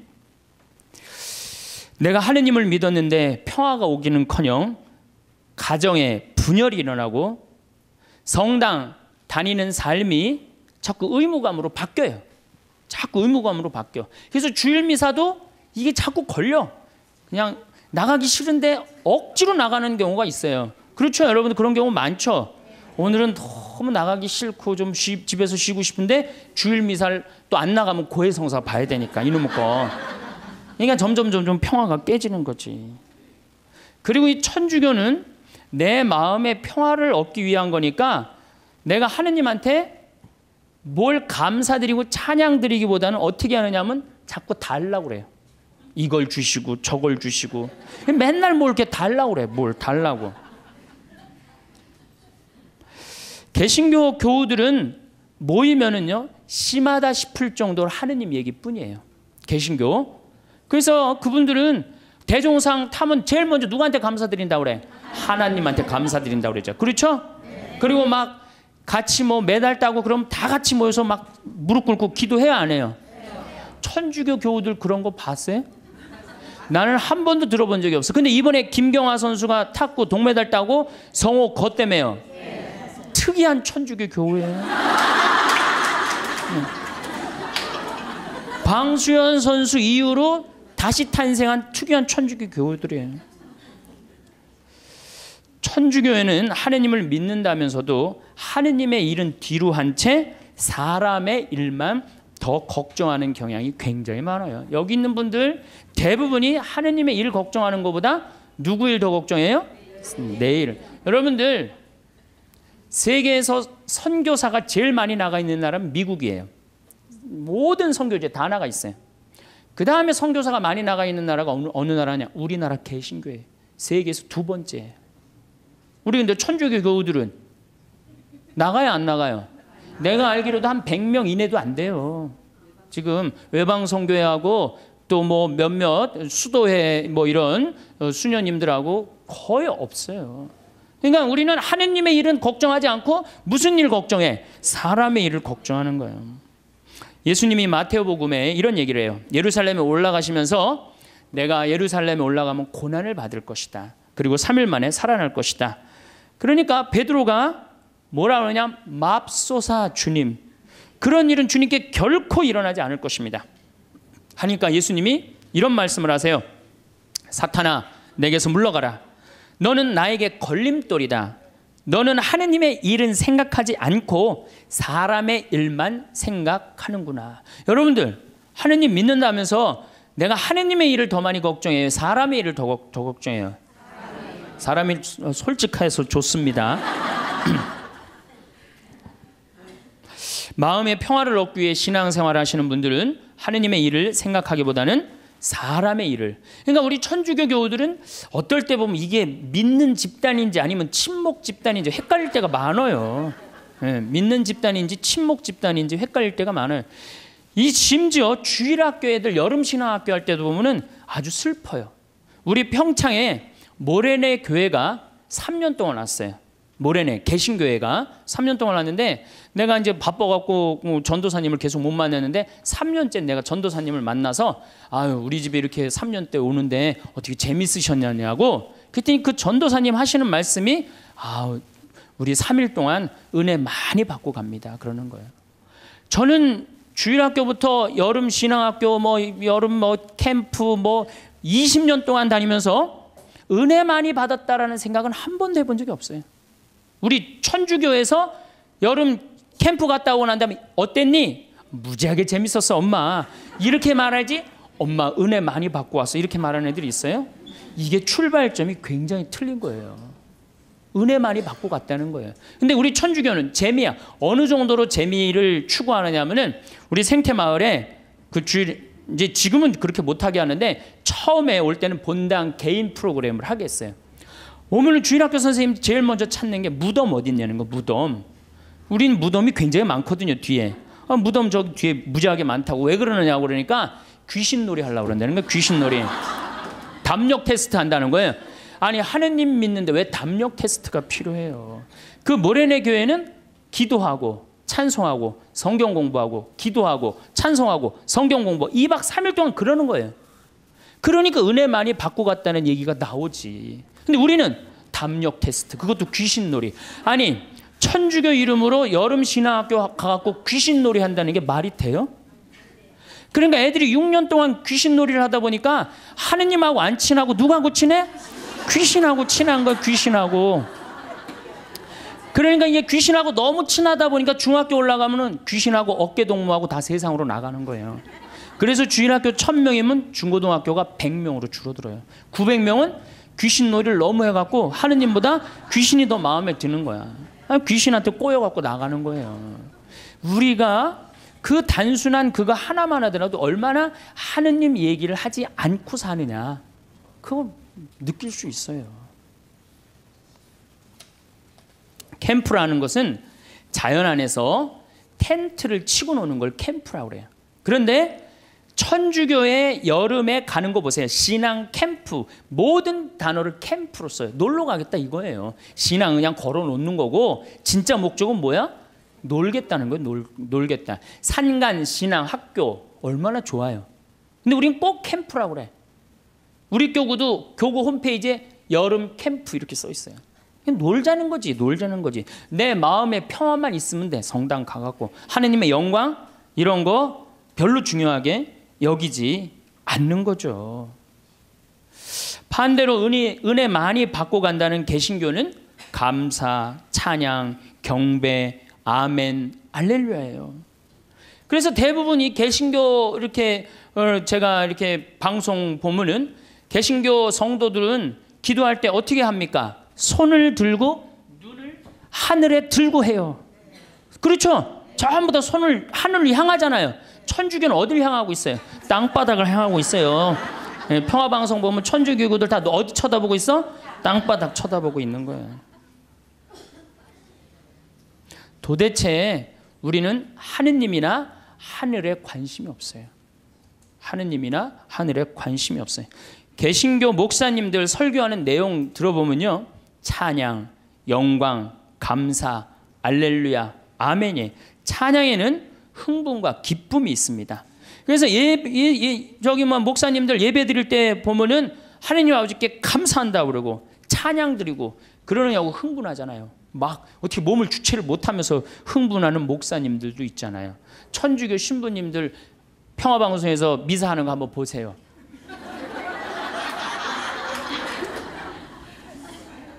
우리 천주교는 신부님부터 교우들까지 전부 우리 기본 컨셉이에요. 우리는 기쁘면 안 돼. 그래서 가톨릭 전례를 보면 전부 다 무거워요. 무겁고 우울하고 찬양보다는 회개하고 반성하는 분위기가 훨씬 커요. 그래서 우리는 사순시기, 참회의 절, 대림시기, 봄판공, 가을판공, 십자가의 길, 양심성찰 이런 것만 해요. 그러니까 우리 분위기는 어두컴컴하고 우울한 분위기예요. 그래서 여러분들 미사가 끝나고 나서 성당문을 열고 나가면서 나 오늘 하나님께 정말로 경배드렸어. 나 오늘 하나님께 정말 영광드렸어. 오늘 미사 때 너무 큰 감사와 찬양, 영광드렸어. 그런 기분 드는 미사 있어요? 1년에 매일 미사 참여하면서도 그렇게 열심히 나가면서도 나 오늘 하나님 아버지께 영광 드리고 나와서 1시간 내내 하나님 아버지인데 찬양했어. 그런 기분 드는 교우들이 거의 없어요. 거의 없죠? 그러니까 우린 찬양을 안 하는 거예요. 아니, 천주교 요리문답 1조가 뭐야? 사람이 무엇을 위하여 세상에 났느냐? 하느님을 공경하고 천주를 알아 공경하고 자기 영혼의 구원을 위하여 낳느니라. 이 두 가지가 우리가 성당 다니는 결정적인 이유예요. 성당, 마음의 평화를 얻기 위해서 마음의 평화는 성당 나오면 더 깨지게 돼 있어요. 내가 성당 나오는 결정적인 이유는 뭐야? 하나님께 경배하기 위해서 나오는 거, 경배하기 위해서. 또 나의 영혼의 구원을 위해서 나오는 거예요. 이 두 가지를 하지 않으면 우리는 신앙의 목적에서 벗어나는 거예요. 신앙의 목적에서. 예수님의 삶을 보면 늘 경배와 감사와 찬양이 기본입니다. 예수님도 산상설교 중 마태복음 8장에 보면은 너희의 착한 행실을 보고 하늘에 계신 너희 아버지를 찬양하게 하라. 그러니까 우리가 착한 일도 누구의 영광을 드러내기 위해서 착한 일을 하는 거야? 하느님의 영광을 드러내기 위해서 착한 일을 심하다 싶을 정도로 예수님은 찬양에 중점을 두십니다. 마태복음 11장 25절 아버지 하늘과 땅의 주님 지혜롭다는 자들과 슬기롭다는 자들에게는 이것을 감추시고 철부지들에게는 드러내 보이시니 아버지께 감사드립니다. 그러니까 예수님도 입만 열면 뭐야? 감사야. 입만 열면. 근데 우리는 입만 열면 뭘 그렇게 달라고 그래. 이미 다 주셨는데. 5,000명을 먹이실 때도 예수님은 찬미의 기도를 잊지 않으십니다. 마태복음 14장에 보면은 군중에게 풀밭에 자리를 잡으라고 지시하셨다. 그리고 빵 5개와 물고기 2마리를 손에 들고 하늘을 우러러 찬미를 드리신 다음 빵을 떼어 제자들에게 주시니 제자들이 그것을 군중에게 나누어 주었다. 어떻게? 하늘을 우러러 찬미 드렸다 그래. 여러분들 밥 먹을 때 우리 어떻게 해야 돼? 정말로 하느님 아버지 이 밥 먹게 해주셔서 감사합니다. 지금 밥 못 먹는 사람이 지구에 30억이야. 30억. 근데 우리는 얼마나 감사하게 먹어요. 그런데 이렇게 감사한 밥 먹으면서 성호 굽고 먹어요? 바깥에 나가갖고 일반 식당에 나가서? 여기는 어느 학교야? 성가정, 영성, 성숙 여기 학교 학생들은 내가 보니까 대단한 것 같아. 저는요 제가 이렇게 성호 굽고 밥 먹잖아요. 한 번은 그런 적이 있어요. 신학생 때 성호를 굽고 밥을 먹는데 앞에 있는 남자야. 아마 성당 열심히 다녔던 모양이야. 아이 새파란 놈이 성호를 굽고 밥 먹으니까 너무너무 미안했는지 자기 허벅지에다가 성호를 굽고 밥을 먹더라고요. 허벅지에다. 그러니까 우리는 찬양 드리고 경배 드리는 그런 신앙의 분위기는 자기가 하느님 얘기를 스스로 합니다. 왜냐하면 하느님께 찬양 드리고 경배 드리는 게 얼마나 신나요. 근데 우리는 천주교는 무슨 이순신 장군 후예야? 내가 죽었다는 걸 적에게 절대 알리지 말아라. 이거하고 똑같은 얘기를 해. 내가 천주교 신자라는 걸 절대 남에게 알리면 안 된다. 그래서 성호도 거요 안 거요? 안 거요 안 거. 밥 먹어. 여기 계신 분들은 긋고. 그래서 여러분들 제가 또 어떤 교우가 나한테 와서 기가 막힌 얘기를 한 적이 있어요. 신부님 우리 부장님이요 내가 직장 생활을 10년 동안 같이 했는데 알고 봤더니 성당 다니는 거예요. 무지하게 열심히 하셔요 우리 부장님이. 그러니까 10년 동안 다니면서도 성당 다닌다는 얘기를 안 한 거예요. 나의 죽음을 적에게 알리지 말라 그렇게 말한 이순신 장군처럼 어떻게 내가 성당 다니는 거를 직원이 알면 안 되는 거야. 그러면서 그 아래 직원이 한다는 얘기가 있어. 천주교 신자 뭐가 틀려도 틀리다고. 내가 아무리 열심히 해도 그 성호도 안 굽고. 그게 무슨 신앙이에요. 신앙은 드러내는 거예요.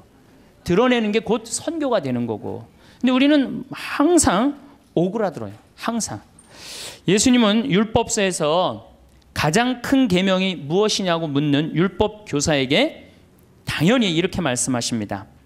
내 마음을 다하고 내 목숨을 다하고 내 정신을 다하여 주 너의 하느님을 사랑해야 한다. 이것이 가장 크고 첫째가는 계명이다. 그러니까 우리가 성당 나오는 이유가 뭐냐?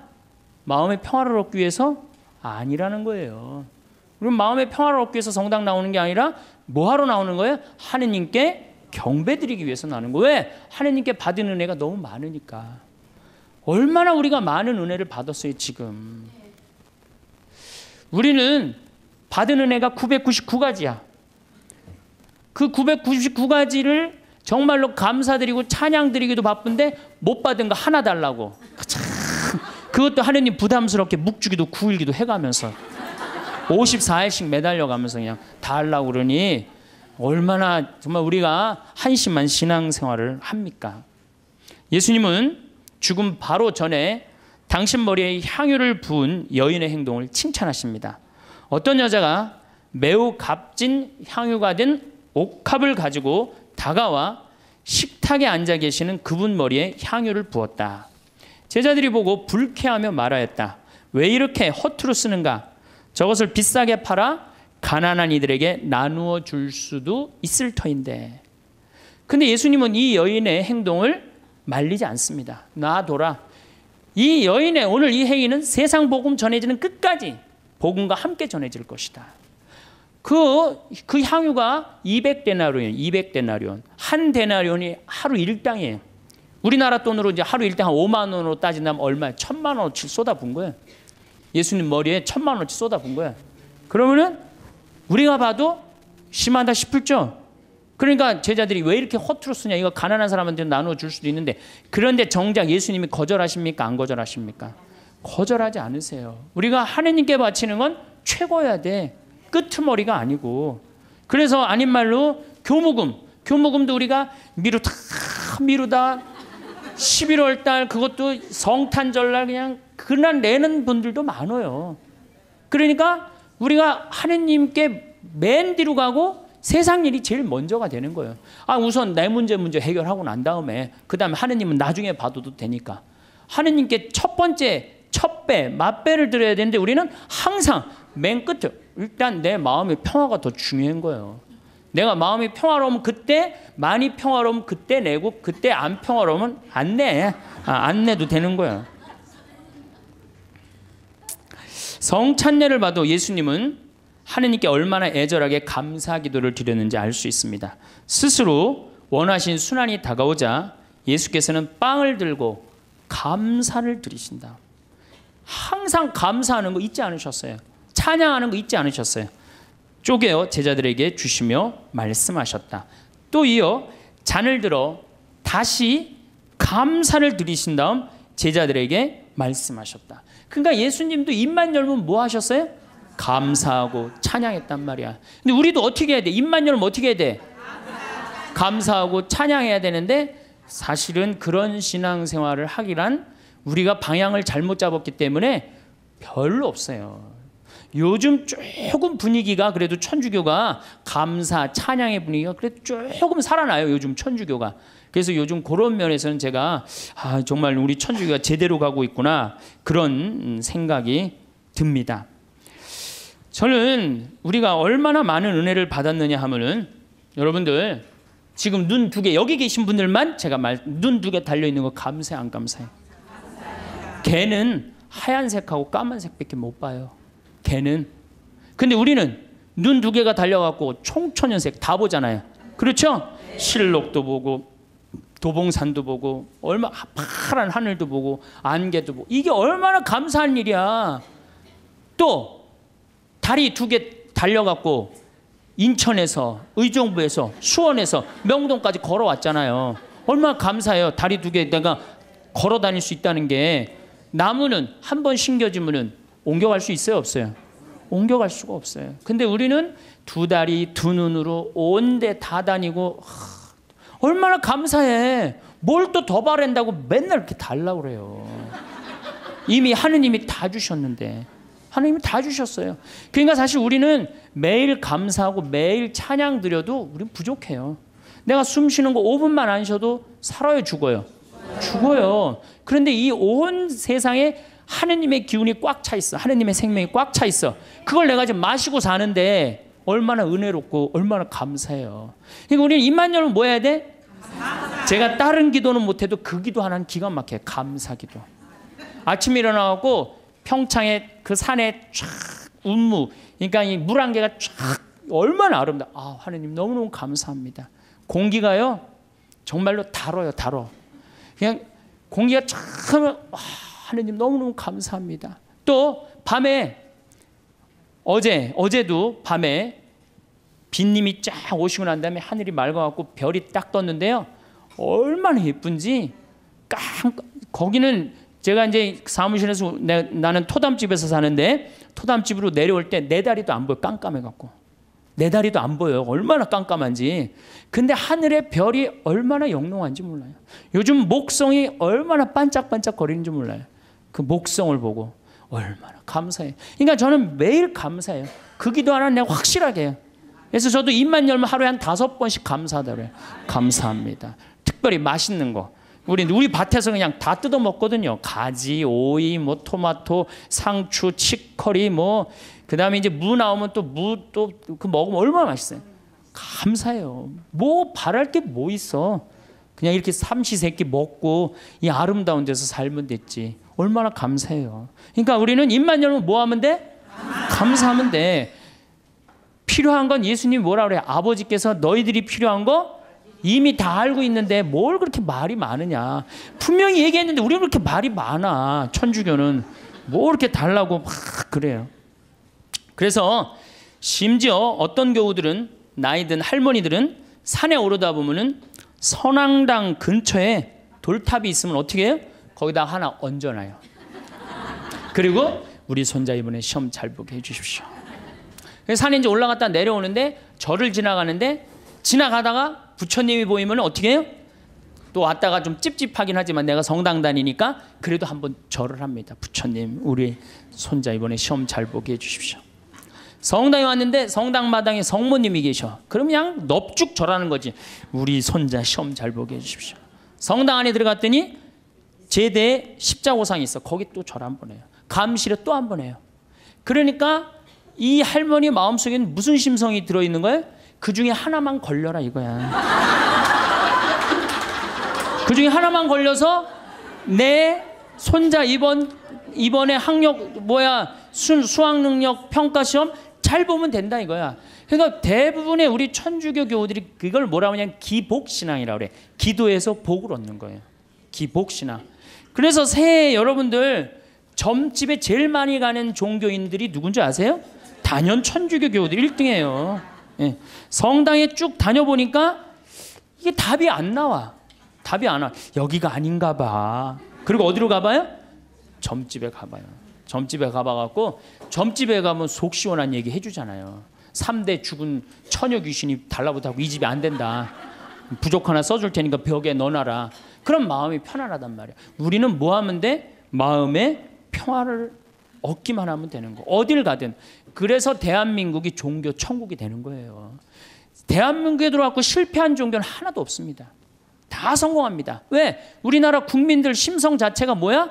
이 현세를 너무 좋아해요. 현세에서 사는 걸 너무 좋아해요. 죽어 정승보다 살아 개가 낫다고 그런 말도 우리 하죠.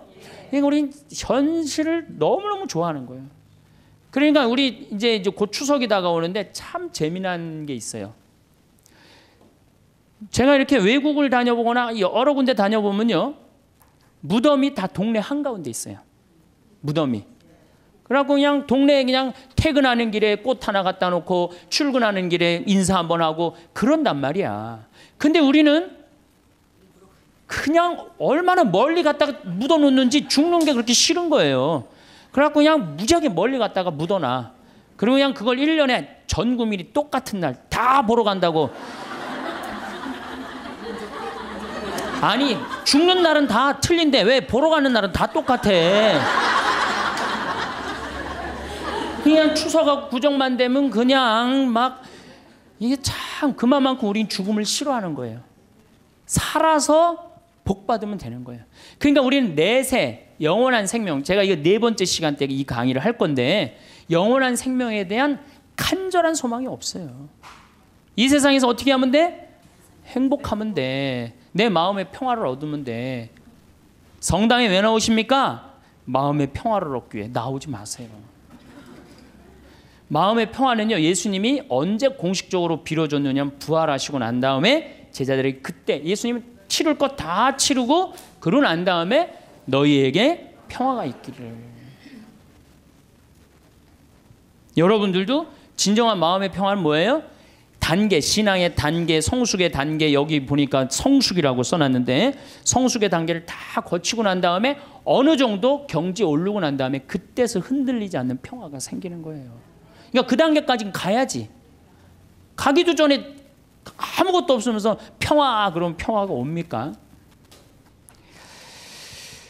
우리의 신앙이, 감사의 신앙생활이 제일 우선이라는 표현을 우리는 매일매일 하고 있어요. 미사 때마다 우리는 감사라는 말을 무지하게 씁니다. 미사 때마다. 그런데 우리가 앵무새처럼 되뇌이기만 하기 때문에 그걸 잘 몰라요.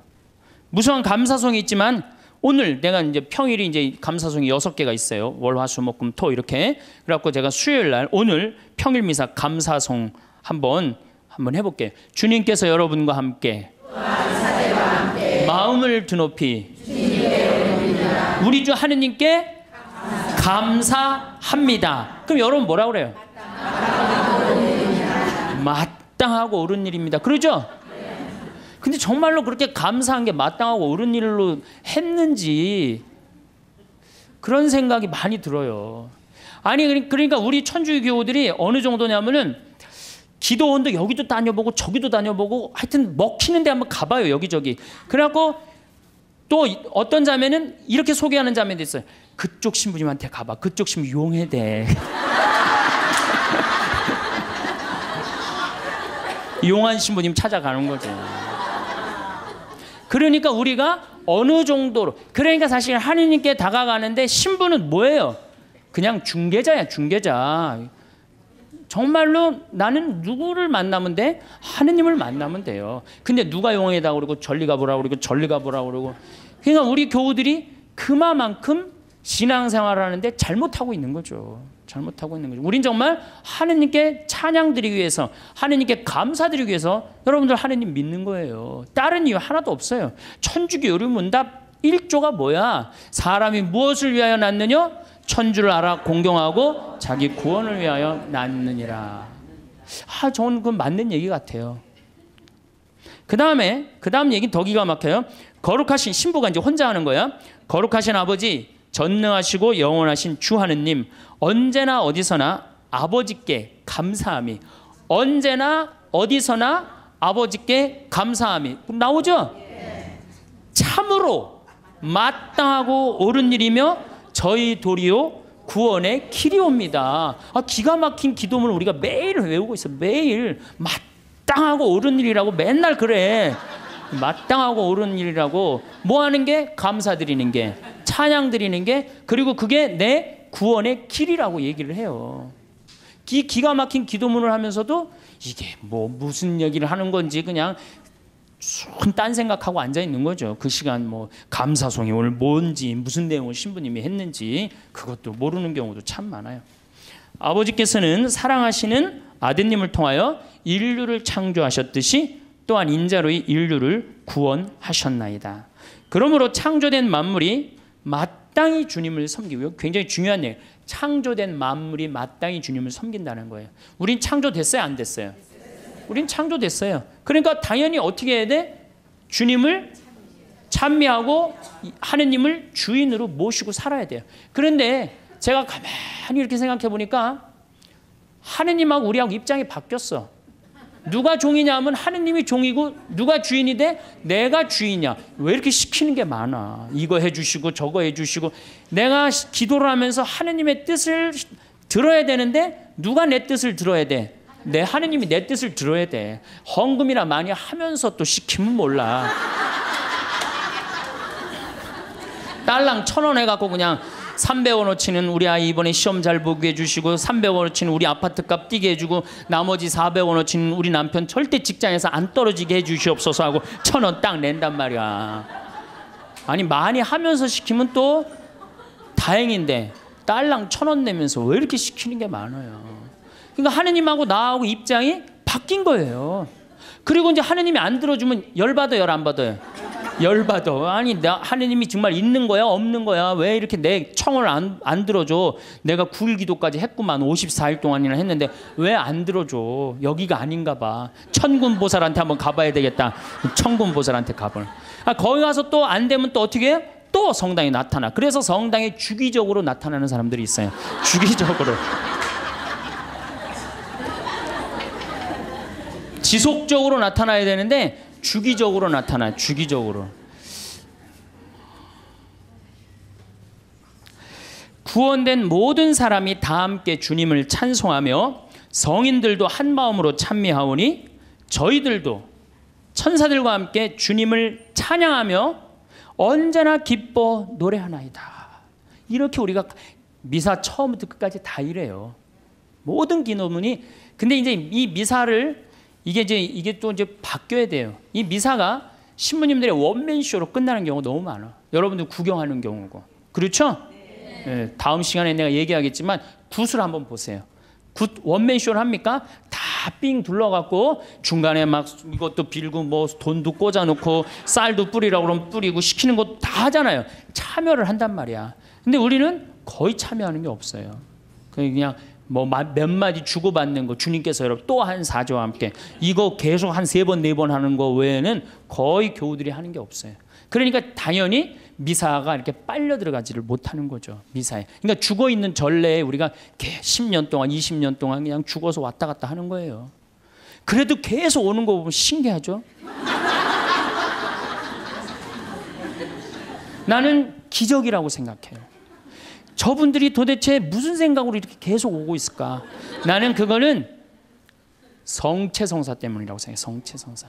내가 예수님이 내 몸 안에 살기 때문에 내가 오는 게 아니야. 미사 참여 여러분이 가는 거 아니야. 내 안에 사는 예수님이 그냥 끌고 가는 거지. 여러분들은 몸만 빌려주는 거, 몸만 빌려주는 거, 몸만. 정말로 성체 은혜 때문에 천주교가 사는 거예요. 네, 얼마나 좋은 성사예요. 거기에 의미까지 더한다면 우린 정말로 행복한 신앙생활을 할 수 있을 텐데. 그러니까 우리가 이제 뭐라고 그래? 신부가 이렇게 하면 여러분들은 뭐라고 그래? 거룩하시도다, 거룩하시도다, 거룩하시도다. 온 누리의 주 하느님, 하늘과 땅에 가득 찬 그 영광. 하늘과 땅에 가득 찼다고 아까 제가 얘기했죠.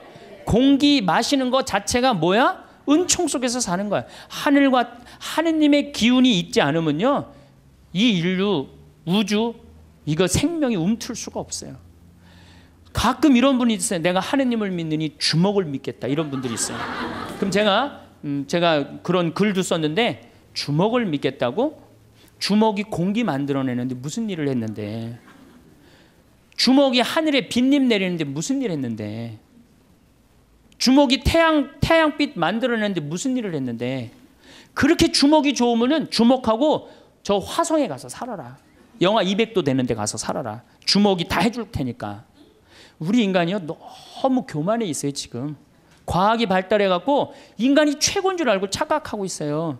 우리는 한순간도 하느님의 은총이 없으면 우리는 한순간도 못 살아요. 그래서 여기 뭐라 그래? 온 누리의 주 하느님, 하늘과 땅에 가득 찬 그 영광. 이렇게 노래를 했잖아. 높은 데서 호산나, 주님의 이름으로 오시는 분 찬미 받으소서. 듣고 보니까 찬미라는 말을 무지하게 많이 하죠. 우리가. 그런데도 우리가 죽어있는 전례에 참여를 하다 보니까 정말로 찬미하는 기분, 찬양하는 그런 기분이 안 들어요. 그러면은 도대체 어떻게 하느님께 경배 드려야 되느냐? 이거는 춤을 춰야 돼. 하느님 앞에서 우리가 하느님께 춤을 춰드려야지 경배하는 거예요. 근데 우리 춤 춰요, 안 춰요? 아까 보니까 막 추대 보니까. 근데 미사 때 춤 춰요, 안 춰요? 우리 주 전례는 미사예요. 미사 때 춤 안 추죠. 그렇죠? 하나님 기쁘게 해드리지 않는 거예요. 성가 잘해요, 못해요? 솔직히 성가, 내가 다음 시간에 이제 성가 얘기하겠지만은 성가 이거 장송곡 안 되면 다행이에요. 요즘 또 이제 순교자 성월이라 또 이제 더 청승을 떨면서 더 부르지. 그 다음에 시편. 여러분들 시편 외우는 거 내가 답답할 때 한두 개 정도 탁 나오는 시편 있을까요? 우리 천주교 교우들. 그래. 여긴 성숙 학교라 확실히 많이 틀린 것 같아. 정말 우리 시편도 제대로 외우는 거 없어요. 시편도. 그럼 그림이라도 하느님을 참 믿으려야 되는데 그나마 천주교가 제일 잘하는 게 이 그림이에요. 오늘도 황창현 신부님의 행복 특강 잘 들으셨나요? 이어서 나이 들수록 들으면 도움이 되는 지혜의 말씀을 들려드리겠습니다. 첫 번째, 무조건 자기 말만 옳다고 하는 친구. 대화를 하다 보면 상대방과 감정적 교류가 생기고 소통을 하며 친밀감이 생기기 마련입니다. 사회생활을 하며 나이 들어서 만난 사람과도 이야기를 나눠보면 나와 가치관이나 생각이 비슷하고 취향도 잘 맞아서 가깝게 지내게 될 수 있습니다. 반면 오랜 친구 중에 안 좋은 일이 있을 때마다 내가 안 될 거라고 했지? 와 같은 말을 하며 자기 말이 항상 맞다는 식으로 말하는 사람이 있습니다. 이런 사람의 특징은 대화를 승부라고 생각한다는 것입니다. 사소한 것에 대해 이야기를 해도 모든 것은 자기 말이 맞다고 우깁니다. 또한 상대방과 대화를 할 때 가르치려 들고 연설하듯 하며 자기 말만 하려고 합니다. 그렇기 때문에 누군가의 말을 귀담아 듣기보다는 다른 사람에게 훈수 두기를 좋아하고 묻지 않아도 계속해서 조언을 하려고 합니다. 조언의 내용을 들어보면 나를 위한 진심 어린 충고라고 보기는 힘든 경우가 많습니다. 그러다 누군가 자기 의견에 조금이라도 반박하는 말을 들으면 예민하게 반응하고 분노를 일으킵니다. 이렇게 과민 반응을 하는 이유는 심리적 관점에서 볼 때 내면이 열등감으로 가득 차 있기 때문에 그럴 확률이 높습니다. 항상 남들보다 잘나야 한다는 조바심을 내고 대화를 소통의 도구가 아닌 승부라고 생각하기 때문에 항상 승부욕에 사로잡혀 있습니다. 이런 사람들과 어울리다 보면 항상 그 사람의 생각을 강요받는 느낌이 들고 대화하는 것도 부담이 됩니다. 헤어지고 집으로 돌아오는 길에는 마음이 찝찝하고 다시 만나고 싶다는 생각도 들지 않습니다. 살다 보면 웃고 떠들면서 마음이 가볍고 상쾌해지는 날도 있고 어떤 날은 우울해서 위로받고 싶은 날도 있을 것입니다. 그러나 대화로 승부를 보려는 사람들은 위로받고 싶은 날에도 구태여 충고를 하려고 합니다. 다 널 위해서 하는 말이야 라는 말은 속으로는 본인의 지식과 잘남을 과시하고 싶은 마음이 내재되어 있습니다. 이런 식의 대화로 늘 상처 주는 친구가 있다면 멀리 하시기 바랍니다. 두 번째, 사람의 급을 나누려는 친구. 오래 만난 친구라도 나이 들수록 삶의 환경에 있어서 천차만별이 됩니다. 경제적 여유나 사회적 위치 등에서 차이가 생깁니다. 하지만 동창 모임에 나가면 이런 차이는 신경 쓰지 않게 됩니다. 어릴 적 순수했던 시절로 돌아가 웃고 떠들며 그때의 추억을 회상합니다. 하지만 속으로는 너무 차이나는 친구에게 불편한 마음이 드는 것이 사실입니다. 그 사람이 싫거나 나쁜 사람이라고 생각하는 것은 아니지만 그러한 차이를 관계의 벽이라고 생각하게 되면 친구 사이는 점점 멀어지게 됩니다. 그런 생각들이 마음의 걸림돌이 되다 보니 자연스러운 현상이라고 볼 수 있습니다. 이런 마음은 부러움과 자격지심에서 비롯된 경우가 많습니다. 이런 감정을 느끼는 것은 인간의 본성이기 때문에 나쁘다고 할 수 없습니다. 또한 티내지 않으려고 해도 대화를 나누다 보면 부러운 감정을 숨길 수가 없습니다. 이럴 때 서로 이해하고 조심하며 서로를 존중하는 마음이 있다면 그런대로 잘 지낼 수 있습니다. 하지만 오래된 친구라도 극단적으로 멀어지는 경우가 있습니다. 바로 경제적 여유나 사회적 위치 차이를 티내려고 할 때 벌어지는 일입니다. 자연스럽게 분위기가 무르익을 때쯤 즐거운 대화가 한참 오고 가던 중에 친구가 나 밖에서는 이런 대우 받는 사람 아니다 라는 태도를 취합니다. 나니까 친구가 이런 말을 해도 참아주는 거지.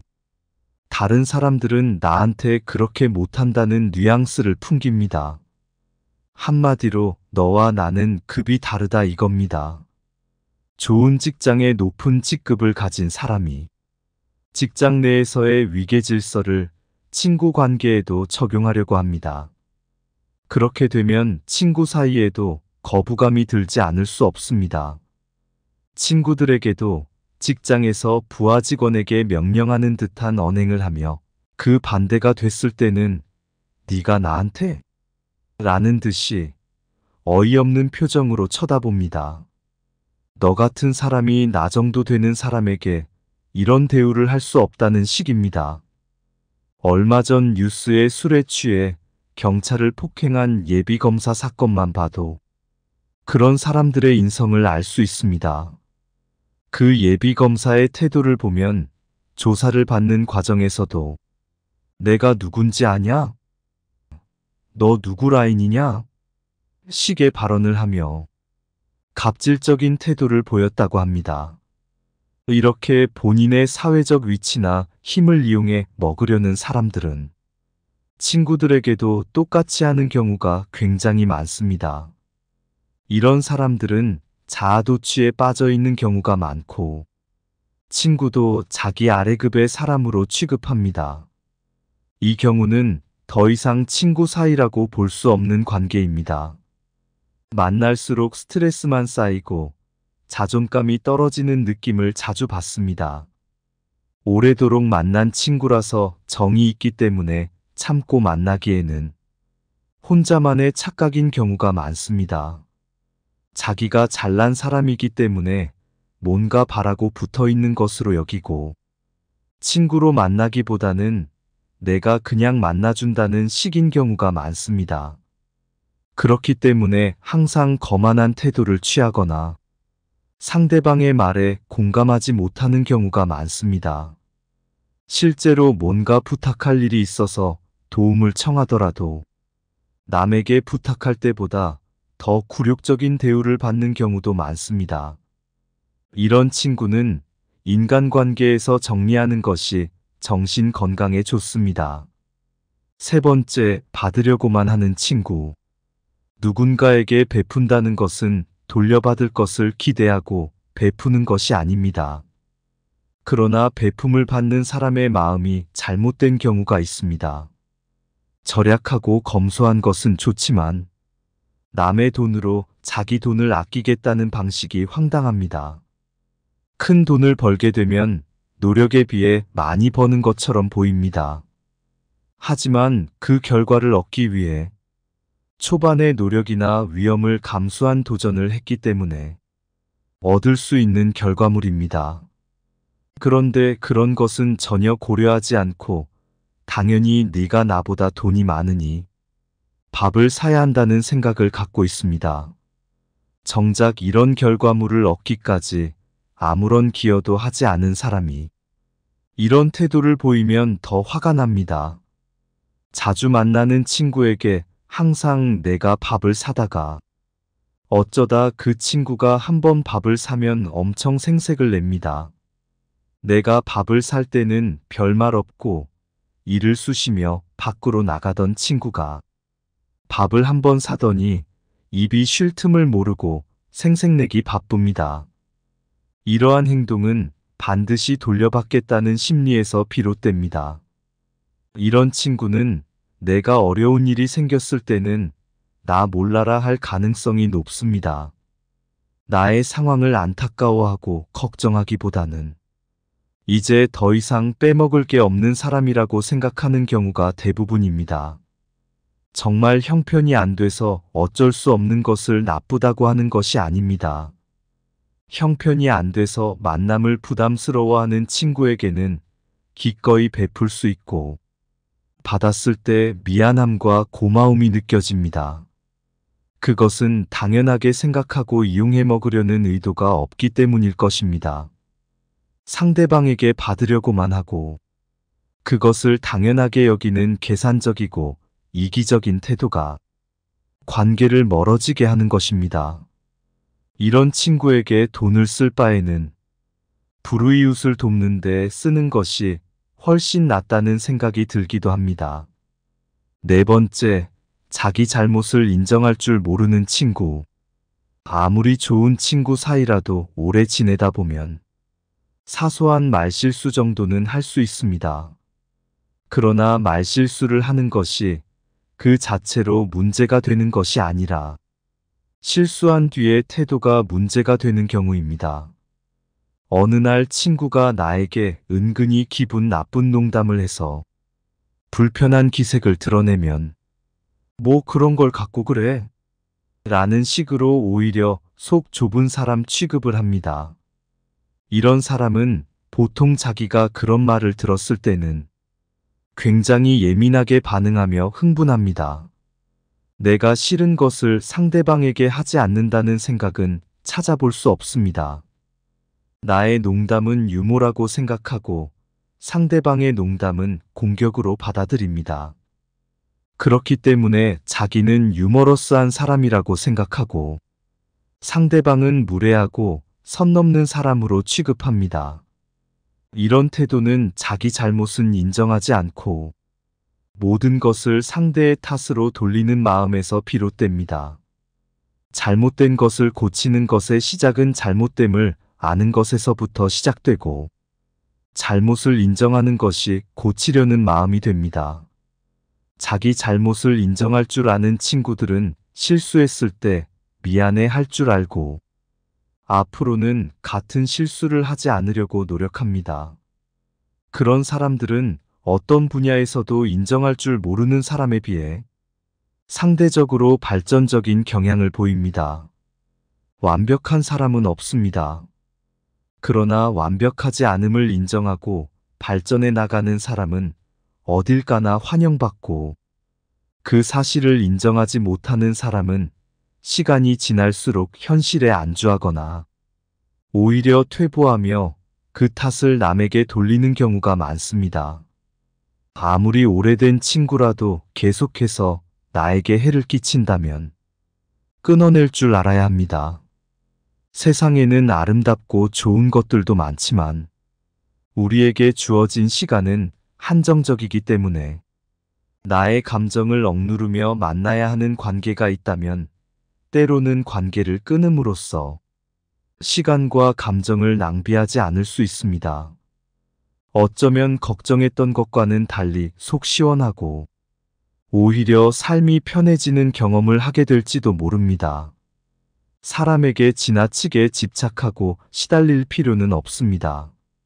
나와 맞는 사람이 있고 맞지 않는 사람도 있습니다. 그 중에 누가 나쁘다고 할 수도 없습니다. 다만 나와 맞지 않는 관계를 지속하기 위해 나를 계속해서 희생할 필요는 없다는 것입니다.